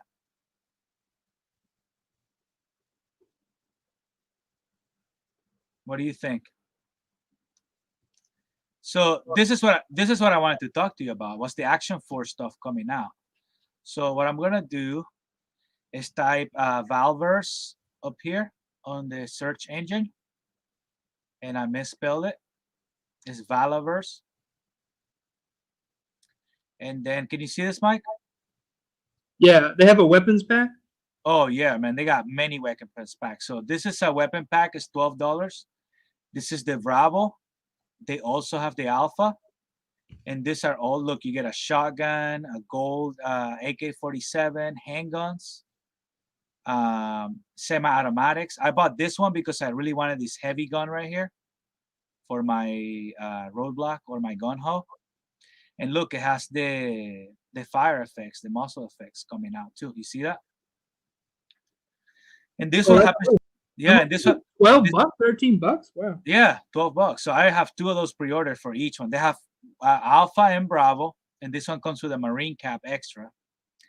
Now let me go back and show you. So they I watched, have. so do you watch the Infinity Equation? Bobby's on there. He's been talking it up. So Oh, really? yeah. So this is the buck. I think I might buy this black buck because you get that plain body for $20. But look at the gear packs, man. So this is a 112 Riot gear pack, and look at this: vest, weapons, holsters, backpack, belt. So this one I bought because it's going right on Firefly. You know what I mean? I'm taking that vest that comes with it, and that's what I'm putting on the Action Force stuff. All right. So Vern says he sees your Bitcoin wallet. What did Twin around say? Oh, he sees your fans only description. From the first says he's got your 4 digits and expiration date now, and he's. Dude, you guys are brutal, bro. I'm gonna, you know what? I'm gonna go to my account and log out real quick for safety reasons. Yeah, the prices on those is ridiculous for what you're getting, and they're all 12 scale. The muzzle flashes, I mean, I bought the baker's dozen from Mezco, and I think with shipping I ended up paying 40 bucks. And be honest with you, after opening it up and sharing it, I haven't even messed with it. Let me figure out how to get out of the screen share. I'm not sure how to. Oh, sorry. Oh, there we go. Perfect. Perfect. All right. But so for $12.99, that is a ridiculous price, and those figures are reasonably priced too. They are 112 scale, right? Yeah. That's just crazy, and that's gonna just flip the script on the market. I think you're still sharing, by the way. Yeah, I think so too. I'm trying to figure it out. There we go. Yeah, there you go. What happened? It had a button on top of the stop, so I had to click on something else. It was weird. All right, let me pull up my chat because you were the only one reading for a second there. All right, I'm back on. I just wanted to show the guys the Valver stuff, man. That stuff is crazy. It's amazingly priced. I'm just holding back because here's what happens. They're 12 bucks. And I bought 3 guns and a gear pack. And before I know, I'm like 50 bucks in the hole in accessories. You see what I'm saying? So I try to take it slow. And hopefully in a week, when I build courage again, I'll buy some other gear packs. I bought the Sergeant Slaughter. Wait, how many guns come in that $12.99 pack? So they come, let me open it real quick here on the side. The $12.99 comes with 1, 2, 3, 4, 5 automatic weapons, 3 handguns, 1 shotgun, a hatchet, a heavy weapon, and 3 fire effects for the weapons, along with a bonus cap or a hat that looks exactly like the one from Gun Ho. The one that comes with Gun Ho, they give it to you for free. It's like a little Marines cap. So Prime the First says, thanks for the figs. We're friends now. I guess he hacked your account and rerouted all your pre-orders to his address. See how he is? He doesn't want to be my friend, right? And then he goes and hacks my account and well, you don't want it as a friend anyway, so takes my takes my 2 pre-orders from my ninjas. Oh, my comic book shop called me today and told me that they held 2 of the Spider-Verse Wave Red Ninjas for me. And I got off the phone and then I said, dude, they probably had the wave. So I called them back and I'm like, do you got that Frogman? Yeah. I said, well, can you hold that for me too? So I got on Monday, I'll pick up the 2 Red Ninjas and the Frogman. I'm stoked on that because that Frogman is money. Born Fat Dad, I got your address. If you wonder why I'm looking at my phone, it's because people keep hitting me up during the live. Prime the First, that hat you got at a discount. Got at a discount UGG store, just FYI. Yeah. I'll turn it around. You know what that hat? Do you know what that hat needs, man? Imagine that hat with a furry bill. You know what I mean? Like a Bigfoot fur on top of it. You know what I'm talking about? That would be so dope. I have some hats coming. I don't know when, but just for myself. Anyway, so I think what time is it? Going on 10:30. 10:30. You want to wrap it up? Well, I'm gonna talk about the sticker swap real quick. I did get some new stickers in. I showed them off a little bit. I haven't got anything from anybody yet. I've been checking the post office, not physically, but through USPS app, and I haven't got anything in yet, guys. So I'm gonna hold on to stickers, and I have a ton of stickers. Again, I just got these in. I'm gonna go ahead and. I have a question regarding that too. So whenever you want to let me ask it. So I got these in today. These are basically reproduction of Mark Bagley's. This is Mark Bagley's Lethal Protector #1 cover. But these are done by me. So I got these stickers in today or this week. I got some. I probably shared these already, but I got some. Can you see that? I have some custom art that I've done for Odious stickers. I've seen that cable, dude. I never saw it before. That thing is sick. Got some of those. I have a fat stack. This is like half the stack of just stickers. So I'm ready, guys. So get those stickers in. Again.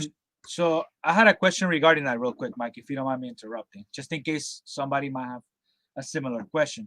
So let me. I'll just explain again what the process is behind it. Maybe I'll answer the question.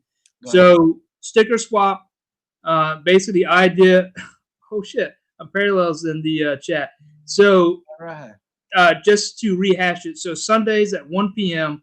I'll be doing a live to spread the love on some art in the form of stickers. So what I'm asking is each week people send in some of their custom stickers, and when I receive them, I'll review them and share your work every Sunday at 1, and then in exchange for that, I will send you a pack of stickers of some custom art I've done, or some, I don't want to say sponsored, but other art that I've done for some other people out in the community, and then share that. That's heavily inspired by people being creative. In addition to that, people can post their art they want to be stickers and using the hashtag HSC sticker swap. That way people can see it around the community if they want to look at that hashtag, and they can reach out to individuals directly. Prime to the First has been the most actively involved participant in the sticker swap, and I have to say thank you, sir, for the heavy participation. Awesome. He has put out some incredible artwork. I know he's been working on, perfecting, his drawing stuff, so that's amazing. You've been tagging that, and thank you very much. Mike, do I have to send you a sticker, or can I send you art? That was one of my questions. So I did open it up, right? You can send me a piece of art. I won't turn it into a sticker, but if you send me something, I will send you some stickers back. So yeah, if you just want to send in a drawing or something, long as it's bigger than a 3x3 or no smaller than a 3x3, I'll send you some stuff in return. Okay, perfect. So in the pack, you'll get a couple stickers from me. I'll throw in some of the Odious stickers, and I'll throw in some high school creation stickers as well. So you should get a pack of about 4 to 5 stickers every time you send something in. And then if it goes well, every month I'll try to do some new stuff because I got a ton of drawings that I can bring up and send out. So I just want to keep it going. Awesome. The main idea behind it is just to get the community, involved, creating, and then sharing their work, right? So anyway. I might get with you to see how I can go about turning some of mine into stickers, so then I can send them to you and be part of it, and in the same format that you're presenting it. You know what I mean? Oh yeah, sure. I can show you right here actually what I do, and I think I might have already showed you one time. Yeah, share it with the community so they also see your store, and if they're interested, right, they can jump on. I'm gonna hide my social security number and credit card information before I share real quick, so that this crowd is dangerous. You definitely want to do that. You definitely want to do that. Or they'll buy 20 Vipers on your credit card. You know what I mean? Of scalpers on eBay. Right. One of the places that I use, and really there's a whole bunch of different sticker companies that you can get a whole bunch of cheap stickers from. But who I use and where I post all my work is over on Redbubble. You can see here that I don't have a lot of sales here, but all my work is out here. So there's a huge selection of things. Some stuff I have sales on, like this duck head, which is a part of the sticker pack, is one of my biggest sellers. This mahi right here is another big seller. But you can post stuff here, and then people can buy, and then they can get it pretty much on anything from a shirt to a sticker to a magnet to a coffee mug to a pillow to a throw rug, whatever. So it's really cool that they do that, and then you can adjust your margins to based on how much you want to make or whatever. I think I have mine set very low, but yeah, that's out there, and that's really easy to create stickers. There's also a sticker mule. There's a whole bunch of cool things. But going back to plug myself a little bit, is I have everything out on Redbubble pretty much that I've done for the past 20 years. I've tried to throw out here. Some of it's pretty whack. Some of it even dates back to my Overland days. This is one of my first builds. I built all this. I bought this Xterra stock and then built it up. That thing was a beast. But I've done a whole bunch of crazy stuff. But yeah, there's a there you go. There's some whack stuff. There's some cool stuff. Stuff I've not colored yet. But anyway, Redbubble's a cool, I guess, offering to do that kind of stuff.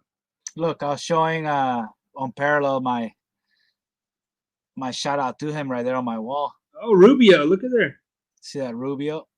Yeah. So this is the community dial I just wanted to show, because I'm gonna keep throwing stuff up and building walls for it as I keep going. I love being able to feature other people. And let me see, I'll show people Mike's art right here. As a matter of fact, you might be able to buy a sticker of this, right, Mike? Let me see if I got it right there. Predator. Yeah, that's a sticker in the pack. There's a sticker in the pack right there. I gotta get used to it because I go the other way, right? On the opposite. And then the Raphael is yours too. Yeah. Yep. So yeah, that's the community dial. And I'll hopefully I'll get some traffic on my Instagram this week and do some stuff for the community to participate and do stuff with everybody. It's one of my favorite things, man. It's one of my favorite things. Like when I did the diorama for the warehouse and I had everybody sending me art, it was so awesome to redo somebody else's stuff, to give them a shout out, to have a part on that diorama. It's just pretty sick. I was going to say the biggest thing is if you're going to create a sticker or an image and you post it, just use the tag High School Creations HSC sticker swap. That way people can see that and they can search the hashtags and see all the stickers in the swap. Yeah, for sure. Let me see. I don't know what else I got going on, but how about you? Oh, I got a bunch going on. A bunch of new commissions, actually. I've got some art commissions coming up, which is very interesting because it's one of the outlets I have that I still consider pretty fun. So I love drawing, so that's really cool that some other kind of avenues of work is opening up.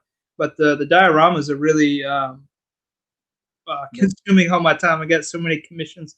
So I got the street diorama. I got 2 or 3 alleys I got to get out in the next couple of months, and then I'm shutting down all commissions. Basically, I'm not taking any more work. There's one more person I'm meeting up with tomorrow, and that's the figure report, and that'll be my last commission probably for 2021.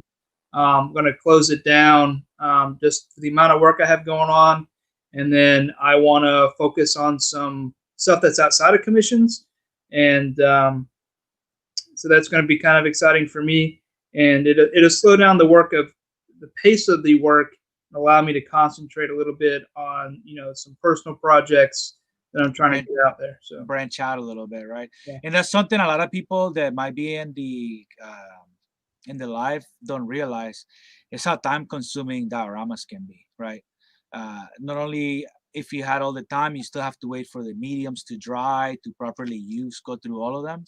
Plus the time that takes to build them is it takes a long time, right? Like that diorama I built for you, we're gone for a few weeks. You know what I mean? Yeah, I don't think people really. I mean, I think most of the people do. Probably everybody here in the chat today understands the amount of time. Boring Fat Dad. Actually, I want to applaud him. He has come, since I've seen him and met him on the online community, Instagram. He's went from not selling any dioramas to making his first. I think he's had 2 sales, over the past, this year, and that's amazing, right? I mean, he's out there doing new work, doing new things, experimenting, learning. That's what all this is apart. Getting that creative flow going, right? And people seen it and wanted to buy his stuff. So that's really exciting for him. Yeah. And I'm also glad that he's a winner tonight for the NECA King. I know. How awesome is that? Good for him, very bro. Cool. Jordan says, especially if you have a 4-year-old, and I agree. I know Mike has small kids. My son is 5. Mine are bigger than me, so I don't call them small. I call them big kids. My son plays with my dioramas all the time. I let him play with some of my settings and stuff. I don't mind if he gets torn up a little bit. So be it. You know what I mean? Because I just want him to have great memories of his time with his dad in the man cave, playing with every toy he wanted, right? And it's just something great I'm able to do for him. So that's great. Yeah. Prime says, lots of time. Number one reason why I stopped taking commissions. Yeah, I don't know if Mario's still in here, but I was talking to him yesterday on the phone. That was yesterday, right? Thursday, it threw me off because I was up to like 2 o'clock. But talking about getting kind of more stingy with our time, right? And Prime just said it, right? It's a lot of time for commissions. We were just starting to get into it a little bit a few seconds ago with the amount of effort, the process behind it, right? Because with commissions, most of the time it's custom, and you have to come up with the design. Find your materials you want to use. If you're trying something new, you got to learn how to do that, right? So you go out and research it. Let's be honest, that happens with commissions, right? You're learning something new or applying a new technique most of the time, because especially this past year, commissions have came out of nowhere, right? With crazy stuff, most of it huge, right? So you have a planning phase, a building phase, and that's not where it ends. When you're done, then you have a review phase for your client to make sure they approve of your work. And then you have to trust that they're going to pay you, right? After you put all this time into it, right? Yeah. And then at the end, you got to pack it up and ship it, and then make sure that it ships properly, because stuff could get damaged in shipment. And that was nerve-wracking to me, bro. So nerve-wracking when I send your stuff. And I don't know if you remember when you open it. Remember how all those empty boxes? Dude, I built a bunch of empty boxes there and put it inside so nothing will shift. How was your campfire? I haven't seen it. Did it arrive safely? Yeah, I actually want to talk about that, but I was over here laughing at the comments going around because you guys talk on the phone. You're old guys. Yeah, I one night I actually pocket dialed 796 Studios, and then we ended up talking drunk conversation for about 4 or 5 hours. And ever since then, we talk every day around lunch. That's hilarious. Just kidding. We just started talking yesterday. Let me grab that campfire. No problem. There's a few people in the community that we share phone numbers and stuff. The one thing I heard you say that makes me extremely jealous, to be honest, is that you were gonna meet somebody to hang out and talk about toys. I wish I had friends close by that I knew in the community, and I started to make some by I populating. don't have friends. I don't have real friends besides you guys. Well, just dude, we're like this. We're all geeks, bro, and nerds. We're like as real friends as we get right here. But yeah, just you live close enough that it's cool that if I ever be in that side of the woods, I'll definitely hit you up. But I would love to have some kind of interaction with some of my Instagram friends locally. You know, that'd be great. No, I so guess me and Vasco has actually met up a few times. I actually went and had for Christmas, or I guess maybe New Year's. We went to what's it called, Crackle Barrel, and ate. Right, that's the first time I've been out and eat like in public in like a year.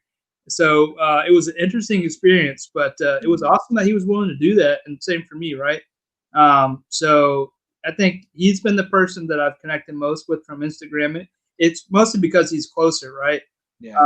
I've actually been, over and seen his shop because I picked up a diorama from him. I actually got 2 or 3 dioramas from him.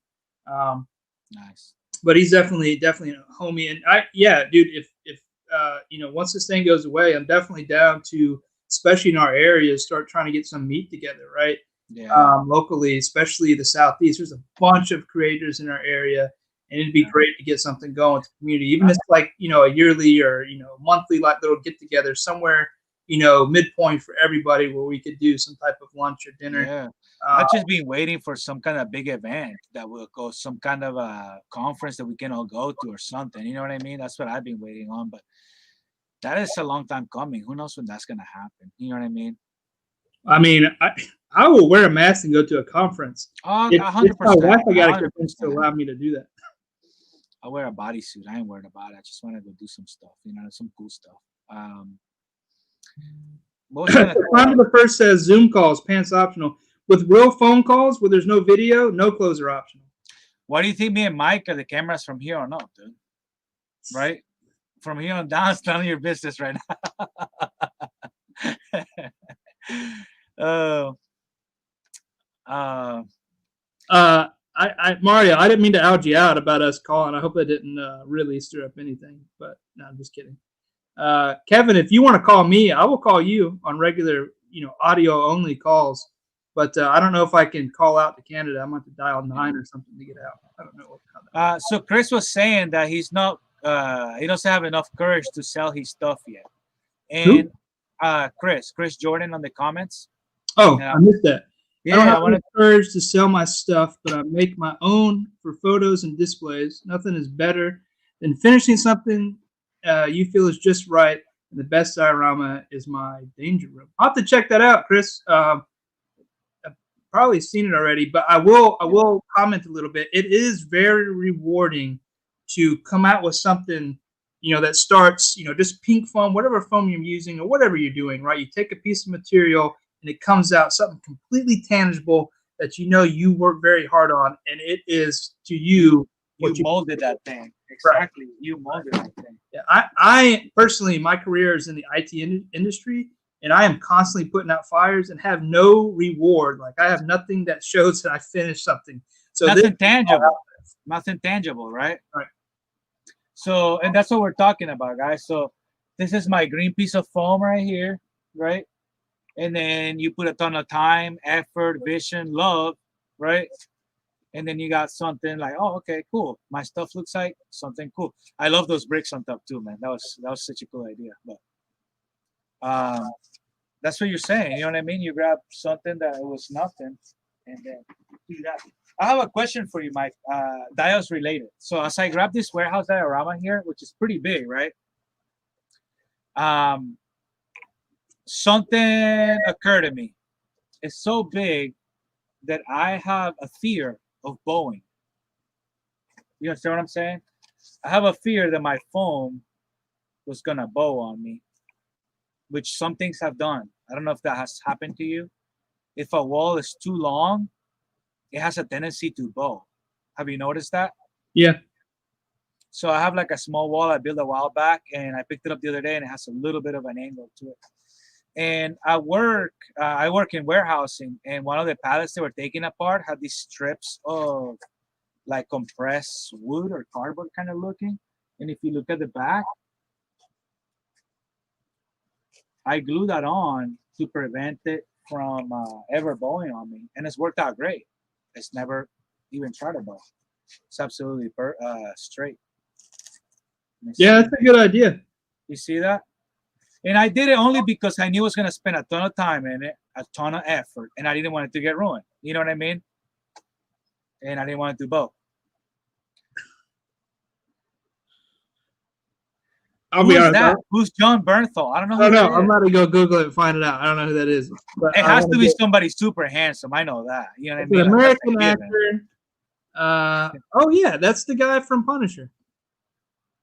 Oh really? All right, that's what's up. That dude's got it going on. I love that show, by the way. I didn't even think I was gonna like that show, dude. That show is one of the best. Marvel. I think you look more like him from Walking Dead than Punisher. Oh, I hear you, huh?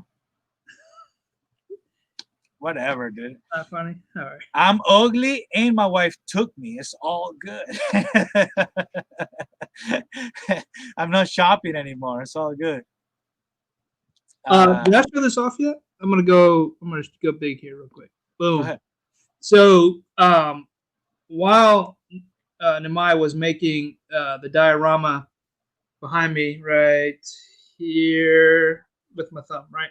I can't do this. I also had a special request for like one of those little campfires, and he put this together. This is really cool. If I can stay centered here, sorry. It's got stones, got the TP'd fire pit, even has an LED light in there, which is really cool. Yeah, I think came out so sick, Mike. I'm really I like it, and it's got a good weight to it. I mean, it's a tabletop piece. Yeah, with real stones and sticks and stuff, so it has a really, really realistic look to it, and I like the weight on it. That's cool. So. I do too. So I still have to build one for myself. So I haven't built one for me. Normally I build for me. You know what I mean? And it's so nice to send something to somebody that's gonna appreciate it. And I put a ton of love into that. And one of the reasons is because I knew it was going to you, bud. And I just love doing that. You know, some of the people that I reached out and built stuff for, we become friends, dude. And it's not about money. You know what I mean? Remember when you told me, Nimai, can you build me a fireplace too? I'm like, yeah, pay me in gum, pay me in trooper, send me a trooper, right? I got a trooper with your name on it.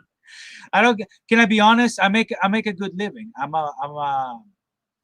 The position that I have now in my job is because I stepped down from what I was doing in Florida. I moved here about 2.5 years ago, and I'm just the warehouse supervisor. That's all I am, and I make good money, and I'm happy.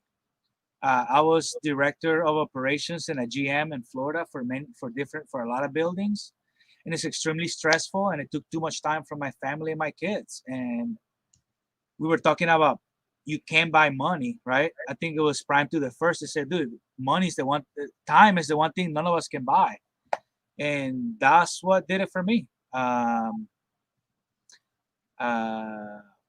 just realized I can share comments, and that one stuck out to me. All right. So yeah, time is what's important to me. So I don't care about money. If I care about money, I wouldn't be buying 2 and 3 of the same freaking action figure. You know what I mean? Like, it's my hobby. It's not that I have so money I don't care, right? No, it's just I have enough money to be able to provide for my family and buy toys and stuff that I like. All right, so here's Vern.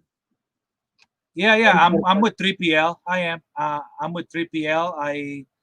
I'm a manager for a company called NFI. It's like National Freight International.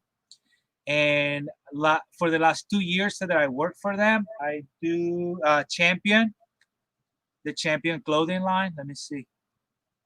Right? So I do all the clothing for Champion. Could you hear me when I put my headphones down? Yeah. And then I just got transferred to a building that does Lowe's. So now I'm doing it's a warehousing, but it's all appliances and things like that. So yeah, it's 3PL. It's for other companies. It's for those who know about third-party logistics. So a company hires you to do their work. Yeah. I don't know who's sweeping Prime to the first of his feet, but hey, some bro love. Somebody's showing him. It could only be, it's either Mario or Kevin.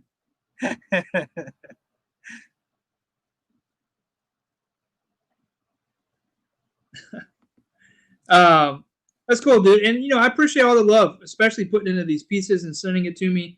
The artwork is awesome, dude. Some of those caricatures are they're dope. And I like the last one you did. It was a play off of the Goku. Yeah, play off that.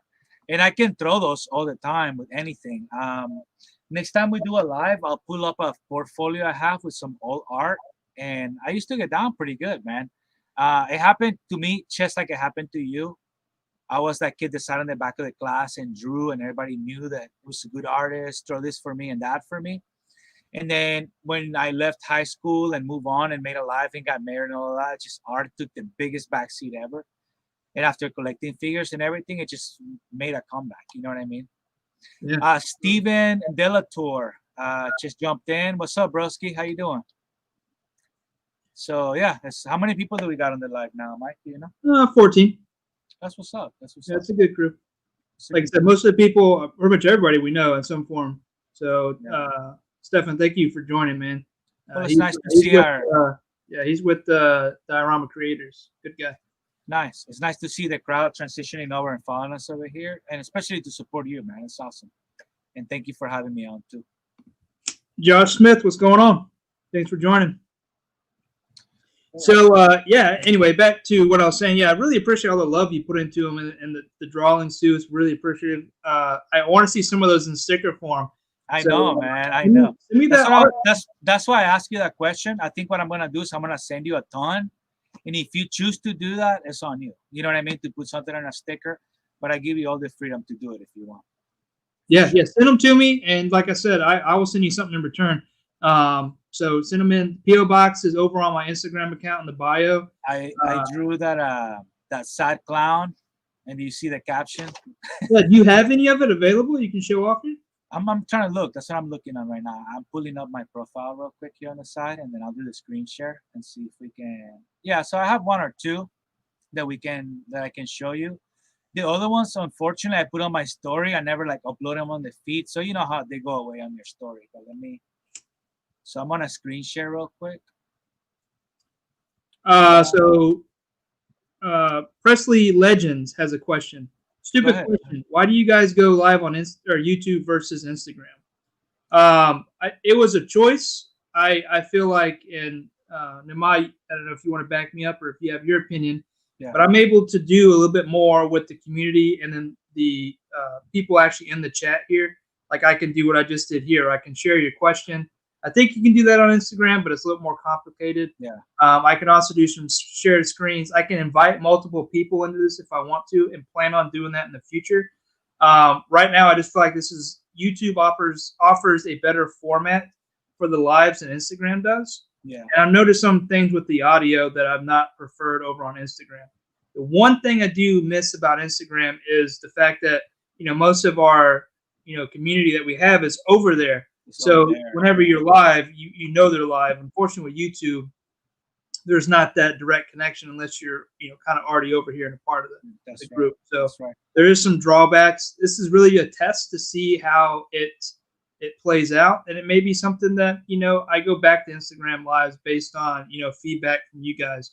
If this isn't what you like, we'll go back to IG. I just think I can offer some more substance to the lives versus just two faces talking, right? Yeah, it's more versatile. Plus right now I can go ahead and screen share, and when we talk about something I can go ahead and show it to you. We were talking about the Valverse, and guess what, a bunch of people on the live now know there's those really cool cheap weapon packs, right, that they can gear up their figures with. So that's my Firefly shot. I really love how it came out. But this is one of the drawings here that we were talking about. If you want to go big on the screen share, Mike, I don't know. There's one question from 796 Studios. Go ahead. Can you see it on the screen?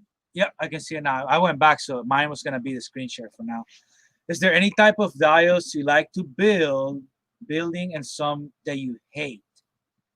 Yes, I do have a. I can answer that. So let me get out a screen share and then we'll go back.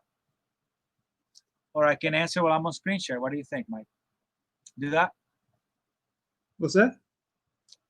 I'll answer his question real quick. Oh yeah. Oh, there you go. So my favorite diodes to build. Let me get out a screen share because now we're like in Alice in Wonderland here. Rhonda the First, thanks for coming by, dude. Yeah, appreciate it. And appreciate you, man. yeah, let me know your thoughts on what we can do better here. Like I said, this is the first time I've gone live on YouTube, so any feedback is appreciated. If you like it or not, I'll probably do some kind of poll over on Instagram to find out what the viewers thought who actually came out and supported me tonight, or me and Nimai. So we'll take that feedback and we'll make adjustments or whatever. So for sure. I love the question format too, how you can pull up the question. So yeah, there's diodes that I like doing over others. My favorite diodes to do are,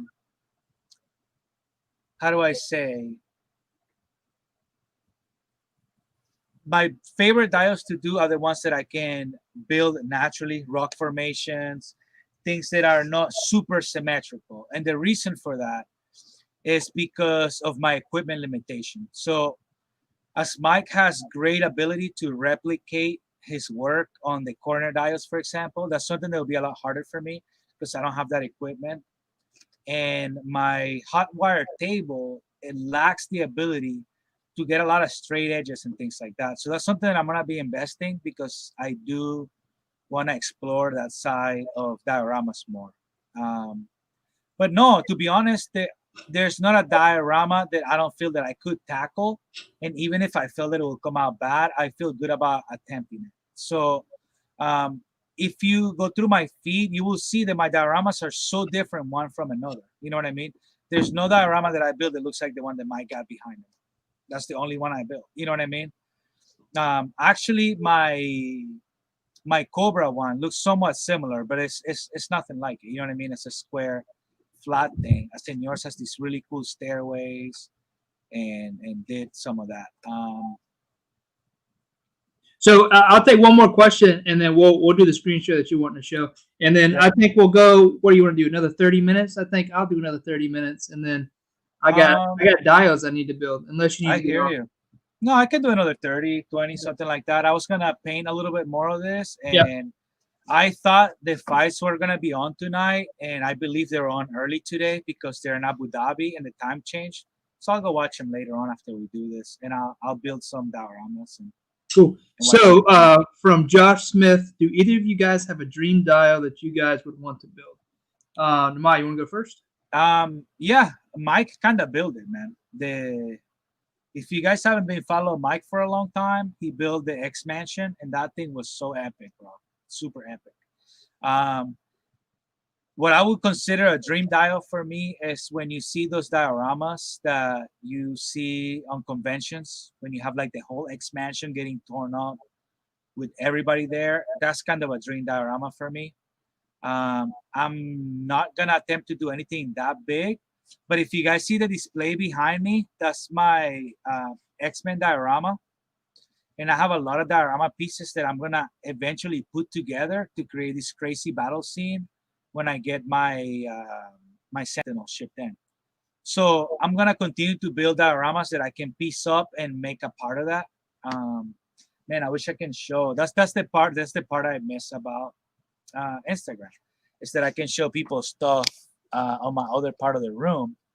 But over here on my Spider-Man shelf, I have like a corner broken building that I made, and that one works would work great for something like that. I want to make a few other pieces that is a corner of a building open and it's just blown up. You know what I mean? So you can do so much with it. Right. That's cool. And so before I answer my dream diorama, I heard you say you were getting the Sentinels. Is that the has? Yeah, I'm getting one. I know you're getting more than one, and I already told my wife she made a huge mistake by letting your husband only buy one Sentinel. But you know, I mean, one is enough, man. That thing's like action figures logic doesn't work so good on wives. You know what I'm saying? They don't get it. Most of them don't. Nice. All right, so Josh, to answer your question, dream diorama.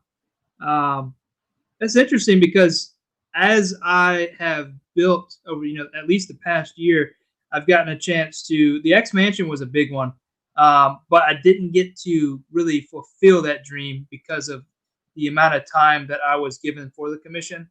Because I wanted to do a complete inside out X Mansion, and with the time constraint, I wasn't able to do that. So while I got to work on the X Mansion, I didn't get to fulfill the dream. With that said, now that I've done the X Mansion, yeah, I'm ready to do something even greater. And I don't really want to talk about it here because it's actually something that I'm going to hold secret for a little while. But I could say it is in kind of a fantasy type setting, and it deals with some, scenery terrain. So it's something I haven't done a whole lot of. So it's going to take me challenging myself, and it's kind of a large piece. It's nowhere near the size of the X Mansion, but it's going to be a lot of heavy scenery, some trees and stuff like that. And I am taking a lot of inspiration from Lawless Studios. If you guys aren't following Lawless Studios, he is probably the guy for scenery stuff. His rock, his water, his terrain builds, his trees. Like, he is just the gold standard, in my opinion, for that stuff. So make sure you follow Lawless Studios if you want to see some epic scenery. And that's why when you said my stonework was recognizable, it was very flattering because of people like Lawless Studios. You see what I'm saying? When you say that, and I know there's people like that out there, it just means more because somebody that talented, they completely destroys that medium. You see what I'm saying? Mm-hmm. Look what I picked up, bud. I've been wanting this for a long time. Gambit's coat from the Toy Biz. Oh, nice. And the detail on it is so sick, dude. I didn't know that they sewed all the little straps on the sleeves. Mm-hmm. And then it has all these sewing marks in the back. It's crazy, dude. Look at that. Yeah, what's your plans with that? I'm gonna put it on my old Gambit since I bought the new retro one. I'm gonna take the coat of the old one and try to make it this one. And it's very likely I'll wire it. A lot of times I wire my soft goods if I acquired it from something else. Mm-hmm. So I might wire it if I think that I want to do a post with that. This one I wired, and a few other ones I wired. So just if I want to get it in a certain way. When you say you wired, you put a wire in the coat with some fabric glue or something? The easiest thing will be to get the ones that you can iron on, but sometimes I sew it too if I want a good result. I do have a sewing machine that my daughter taught me how to use, so I'm not that bad at it. Cool. Yeah, it's also time consuming. So when I go from a dial to trying to touch soft goods, it throws me off so bad because it's such a production to get that going. You know what I mean? Yeah, I like soft goods. I don't know if I'm going to get into making my own. I've been buying from GPS lots. I bought from. Well, I want you to, the next soft goods like cape that you want, I want you to let me know and I'll make it as a gift for you. Okay? So you don't have to pay anything. No. It's free. How are you going to turn that down? You know what I mean? Alexa, stop. Sorry, Alexa went off on me. Let me grab a soft good real quick here. Yo, shout out real quick. Star Marvel, what's up, dude? Thanks for joining. That's my homie right there, bro. What's up, Star? Star Marvel. McDonald, what's going on? Thanks for joining. That's my homie right there. Oh, cool. That's a dope. Oh, Moon Knight with soft goods, man. You can't beat that. No, this figure is useless without it, by the way. So if you have this figure, you need soft goods. Oh, he's just like a big chunk of plastic. You can't pose him. You can't stand him. You can't do anything. So this one has a nice action pose. I don't know if it comes across, but I built up the silkiest, like, white fabric I can find, and the inside is matte and the outside is like shiny. When any light hits this thing, dude, it goes off. It's pretty sick. Oh, that's the homie Wolverine fanboy. What's up, dude? What's up? This one I'm trying to get the little cowl. You see that, Mike? What'd you say? A little towel? No, the little neck part. Yeah, okay. Cowl? Is that what? No, cowl would be the hood, cowl? Right? Yeah, cowl? Yeah, I don't know. So I'm trying to put a little neck. Oh, that's cool, though. What'd you make that out of? Oh, I just use let me take it off. It's just the same material. Let me see. So instead of hanging it like you normally would, see? Yeah. It's built in, so let me put it on. The Did figure. you make that? Yeah, I made the soft goods. If you have one of these figures and you really want one, I'll make you or send you mine. Is So that?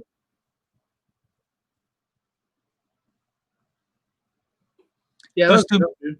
that's the part of him, right? Because that's such a big part of the character that he has that part of the cowl, like, Yeah. or that part of, like, whatever, his scarf, whatever you want to call it, right? I was going to say that's the classic brother, right? That's not the Yeah, one yeah. from Into the Spider-Verse. No, I haven't found that one yet, and I don't really like how it looks, but I'll buy it because at this point, they get me every freaking time. Like, I always say it's like 3 figures I like from each wave. Yeah. And after a while, I'm like, oh, but I'm only 3 away from finishing the bath, and they always get me. They always get me, bro. It's horrible. Right. Right. Yeah. I wish. Can I be honest? I wish they will take the bath out, give us more accessories with all our figures, and sell it to us for $29 as a deluxe. We'll buy it. Food for thought. What do you think? Yeah, I mean, I've heard people throw that out before. I don't know if they'll do it. I kind of like the Build-A-Figure idea. And I can understand it, right? Because they can't put new sculpts and hot figures into, I mean, the most exciting figures into every one, right? There's got to be some sort of balance. Yeah. At the same time, I would love to call them out on it because the same company that makes sister or other franchises, let's just say, they putting in work, dude. And I know that their lines are not as old as, let's just say, Marvel Legends, and they might not have the huge amount of parts that Marvel Legends has. It's hard for me to be like, to make an excuse for them to keep giving me 75 Bucky Cap figures I have on my Marvel Legends collection. You see what I'm saying? At the same time, it's like, dude, it hurts a little bit that out of all my X-Men, I probably got freaking 30 Bucky Caps up there. You know what I mean? Yeah. That also sucks because they can add a little bit and they can tweak. Now, they don't have to retool the whole thing. They have so many parts that if they retool one part of every other character, we feel like it's fresh to us. You see what I'm saying? A lot of people don't know this, right? And they look at the new Spider-Man and they say, wow, that Spider-Man is all new. That Spider-Man has a new torso and a new head.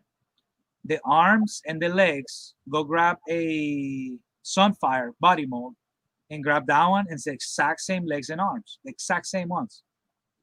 So if they add a little bit, they goes a long way. That's all I'm saying. And they should always at least put one in the wave that is all new and they go all out on. You know what I mean? So Star Marvel has got a great question. And I've heard a lot of people, I don't have the Omega Red figure. I think someone's looking for it for me. It's right here. If you're looking for it, I have a friend that has one. I just have to hook up with him, go see him at his house, and go buy it from him. But I'll do that for you. He has an Omega. It's hard to find, man. Yeah, but I hear it's a nice buck, right? And they should use it. I've heard people throw out for maybe in Saber. Did you ever bought this one? Hold on. Did you ever bought Warpath? So that's a great question, Star Marvel, and I would like to see it come back on. Do you ever bought this one, Mike? That's not the one that came with the storm, right? No. Yeah, I don't have that one. So this one is this is the Omega body, the Omega Red body right here.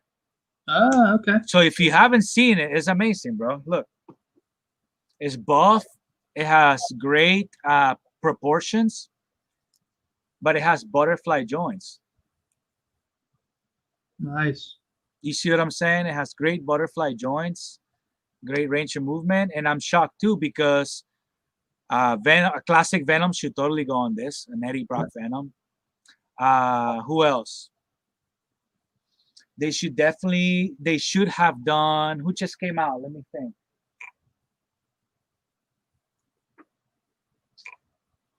Damn, I'm trying to think. There's a few figs that just came out that I felt that needed this body, really bad. Even when we were talking about Crossbones, the Venom one seems to be hot. Yeah, that'd be a hot figure to put on it. They need to do it, right? Because all of them, none have the butterfly joints, right?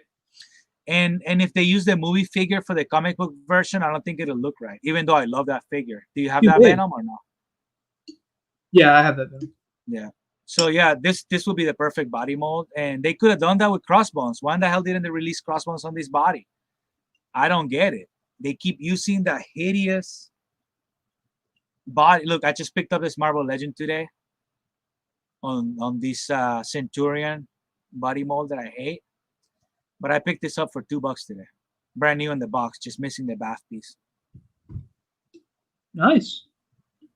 Yeah, but see, this body is garbage, dude. Is They it? should have done, they should do it. If they do Bishop on this body mold, I'd be so happy. That's another figure. It's hard to find, Bishop. I can't believe I got that figure. That's why I built Sauron back there. So the thing about the bath sucks is that if they came out a long time ago, now you want them, good luck. Yep, but Cap should 100% be retired, and it's an excuse that's still out. Shout out to, oh, where is it? Let me see how I can get this going. There it is, Star Marvel. Oh, opposite side. There he is. Star Marvel 76 in the house. Nice. That's his doggy. Yeah, that community wall is really built up. Are you still adding more to it? Yeah, I added more to it, but I took a break to finish your dial. And I'll keep adding to it shortly. So yeah, it's filled up quite a bit. I have a little spot right here. And that was going to be for my art. This is all just my art, this little spot. And this was going to be everybody else. So I have a little spot here for something I want to do. And I think I'm going to give this little spot right here to Boring Fat Dad. That funny logo he made, it's funny, dude. I think I'm going to put it up there. And dude, this is the best piece on the whole wall right here. That's my daughter's character. Oh, nice. Oh, yeah, Yeah. I remember you telling me that. Yeah, that's cool. That's Pierre Triangulaire. So that's a hilarious name. Did she make up the name too? Yeah. My daughter's gonna be a big deal, man. She's so talented. Like, she's such an amazing artist for being 14 years old. It's insane. And now she's writing these whole storylines that's gonna go to her things. And I want to do something to support her, because I see her future being just so much brighter than mine could ever be, to be honest. She's great. You want to pick up on, can you see a rough sketch of the logo? Which logo? Oh, he wants to see his logo, huh?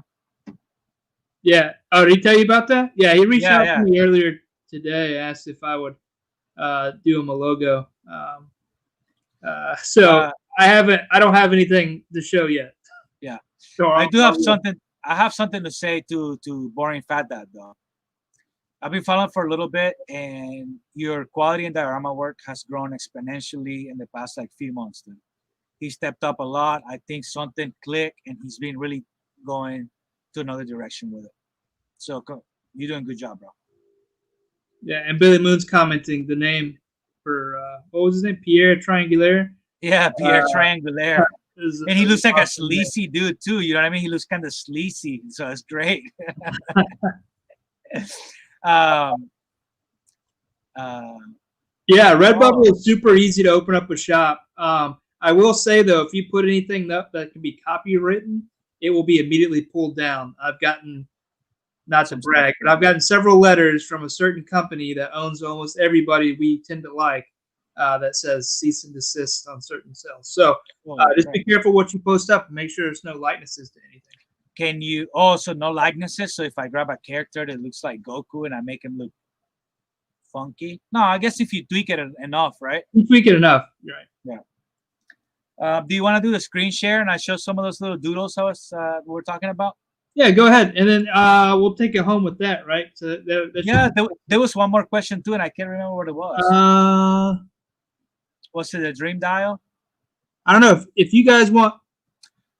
My dream dial, the thing with my dream dial is that I can build it, and I already see it in my head. It's the amount of time and the resources that I want for it that I'm not sure I can obtain. And I think I want to do like a 3-tier sci-fi crazy diorama with the stairways. Crazy, like when you play a video game and you run in that complex and you got to go take those guys out. Something like that. Like Doom? Yeah, like 3 floors, dude. Make stairways to go through it and just make it crazy. So, oh man, I don't have it here. How How So lame. there was a question. What are those daggers he has from? I'm assuming you're talking about the crossbone, or was it the Thunderbird? Oh yeah, the Thunderbird. So no problem because Thunderbird did not come with knives, and that's one of his signature things. So there's two different knives, and they're both from what's it called? I'm trying to think. Storm Collectibles. So one is from Cole, and the other one is from Marcus Phoenix. So they're the Gears of War figures. They come with it. They're really, really great figures, and they're all the what's it called? Accessories are extremely detailed. So these knives are super sick. So it's like a serrated one, and then there's more like your typical hunting knife. Yeah, a lot of people hate it on the figure and the head sculpt, and I'm gonna be honest, dude.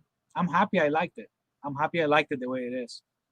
I hate it when I get stuck on a figure and something I don't like, and I'm so happy when I can look past it. You know what I mean? Like with Miles. I mean, do you hear that, Mike, or no? No. I said that I love it when people hate on a figure and I'm able to look past those shortcomings and I still can enjoy the figure. You know what I mean? Oh, Like your Miles. right. Burn. All right. Let's do screen share real quick. All right. So I'm gonna pull up my my Instagram. Oh look, Mike, a plug. What? I say a plug right here. Oh, I'm not sharing yet. There you go. All right. You wanna make my screen big so they can see what I'm looking at?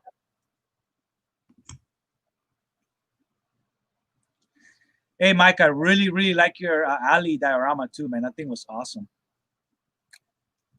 Yeah, it actually went to Gary De La Cruz. Oh, really? Yeah. All right. All right. So I'm gonna pull up my profile real quick, and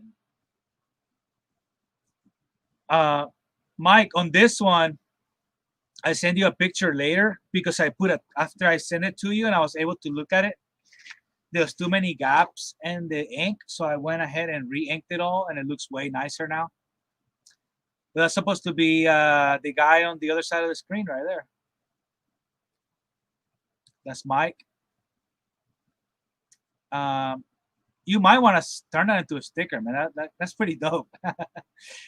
Let's see. Yeah, I thought it was cool. My wife thought it was cool too. That's cool Yeah, too. Yeah, send I them made on to me, dude. I made this, and what I said. Look at the caption. When I see people with multiple red ninjas, but I can only find one. Can't even find one. Oh, sad clown. Oh, look at that Moon Knight right here. Yeah, Moon Knight's dope. So, like I was saying, dude, that cape really picks up the light so good. I got two Reaver guys right here. Yeah, I missed it earlier, but the Diorama project, he's gone. That was Presley. Hey, dude, have a good night. Thank you for stopping by. Yeah, bro. Thank you. Oh, this shot came out really good, Mike, of your dial. Yeah, dude, that was good. Really good. And then that's the only two doodles I have to show, unfortunately. But I do have this to show. This is the diorama that I was showing you a minute ago, Mike. Can you see it? Yeah. So that's the wall right there, more planted, right? And with no paint on it whatsoever, just a raw piece of foam. And when I stop screen sharing, I'll show you the official one. Now, this is where I pick up all my figs. Look. So where I pick up some of the loose figures, it's a local comic book shop, and I'm blessed enough for them to sell loose figures. So that's great. I come up with some rare finds there sometimes. And yeah, not much. Just some of my pictures I've been taking. I've been doing a lot of videos just because my pictures don't come out as good as I want them to. That's Wanda right there. Oh, look at this picture with your pillars in the back, Mike. Nice. Yeah. So yeah, those pillars also just came to me because I was gonna do just your average columns, like the Yeah. ones that you picked up like on the X-Mani shop, the like Greek style columns.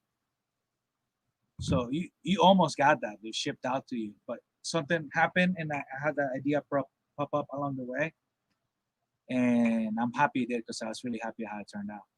Well, I'm super stoked, dude. I think it's perfect, and it's going to be a great piece in my collection. Nice. Let me go back to my screen share. There we go. Cool. And removed it. All right, man. Well, thank you so much for having me. Should I plug it one more time for the last people that were on the crowd? I wanted to show my. This is the first time I'm gonna attempt to do this. I never done this before. I only do very small, very labor-intensive commissions for special people like Mike. But this is my first attempt at trying to do something that I can make for y'all and make more than one. So it's gonna be my my TNMT sewer layer diode that you just saw my screen share a minute ago raw. This is here painted, and I really can't wait to share the details because this is just a primer. In my eyes, I haven't painted it yet. Like it's just the prime coat. So it's gonna look really dope. I think that you can kind of see that on some of the contrast on the brick behind it. It looks like it's been there a long time. You know what I mean? Neglected. There we go. So that's what I'm gonna be trying to build and put out. This sewer will have a grill on it with some debris and stuff. I will also trying to get some sludge flowing down suspended there. And I really, really hope that if some people do end up getting this piece, that they're gonna enjoy it just as much as I'm gonna enjoy my Ninja Turtles display after I can place them here. So those are the bricks on top, and I will stagger the damage and make it different for every single person. I'm not gonna try to.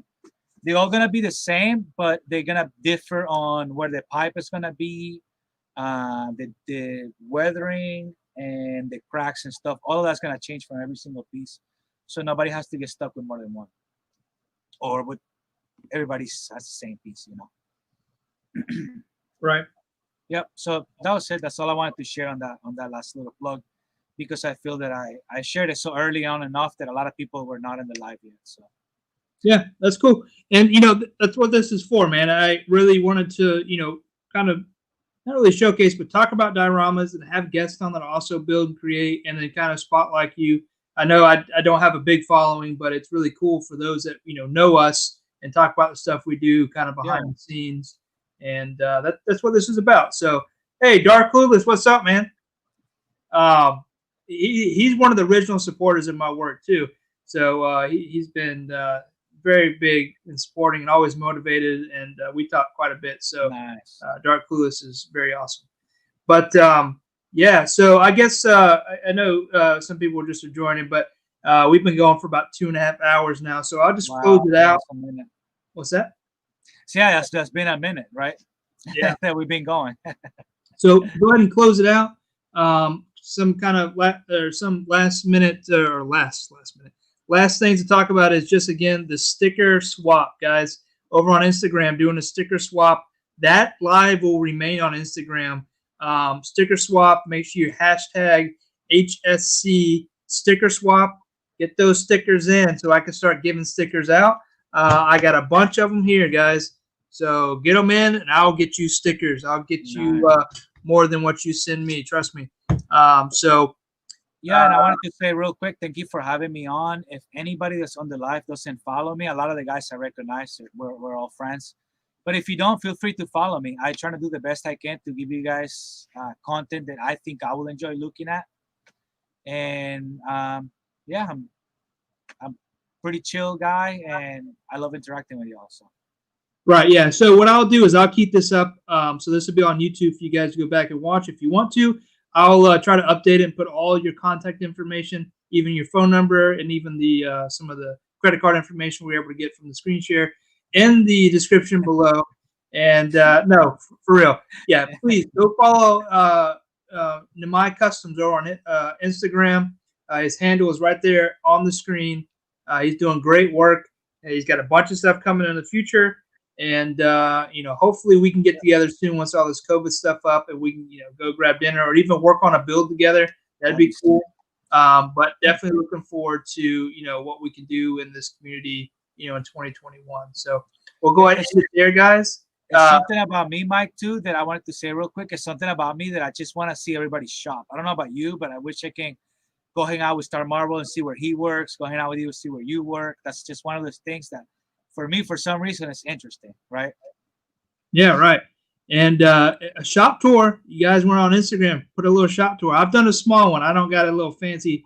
I might do one. I might do one. I know we wanted to talk about some of my displays. Me and you done it on a one-on-one level before. I might do a live and do that and just walk through my displays when I set them up more. Yeah, that'd be cool. Yeah, all my displays have dioramas in it some way or another. You know what I mean? Yeah. All right. Last shout out will be to Boring Fat Dad over on Instagram. Make sure you're following him. He is new to the diorama game, but he is spitting out some work. So check it out. Anyway, guys, like I said, that's going to be it for tonight. Thank you all for joining this very first live over on YouTube. Make sure I'll be putting out a survey on Instagram. Let us know how we did, what you think about this new platform that I'm doing. Any information or feedback will be used to make this better for you guys. Again, I came over here trying to give a better platform. Hopefully that works out. Anyway, guys, happy Saturday night. It's still Saturday some places. Yeah. So I'll see you over on Instagram, and hopefully we can see you again on YouTube next week. Thank you, guys. Thank you. Follow Mike. Follow him on YouTube. I've been following Mike for a long time. I just started subscribing. Make sure you guys do the same and pass the word. Pass the word so we can make his platform grow more. He's always going to be putting out great content, and I just appreciate you having me on, bud. Yeah, man. All right. Later, guys. Later.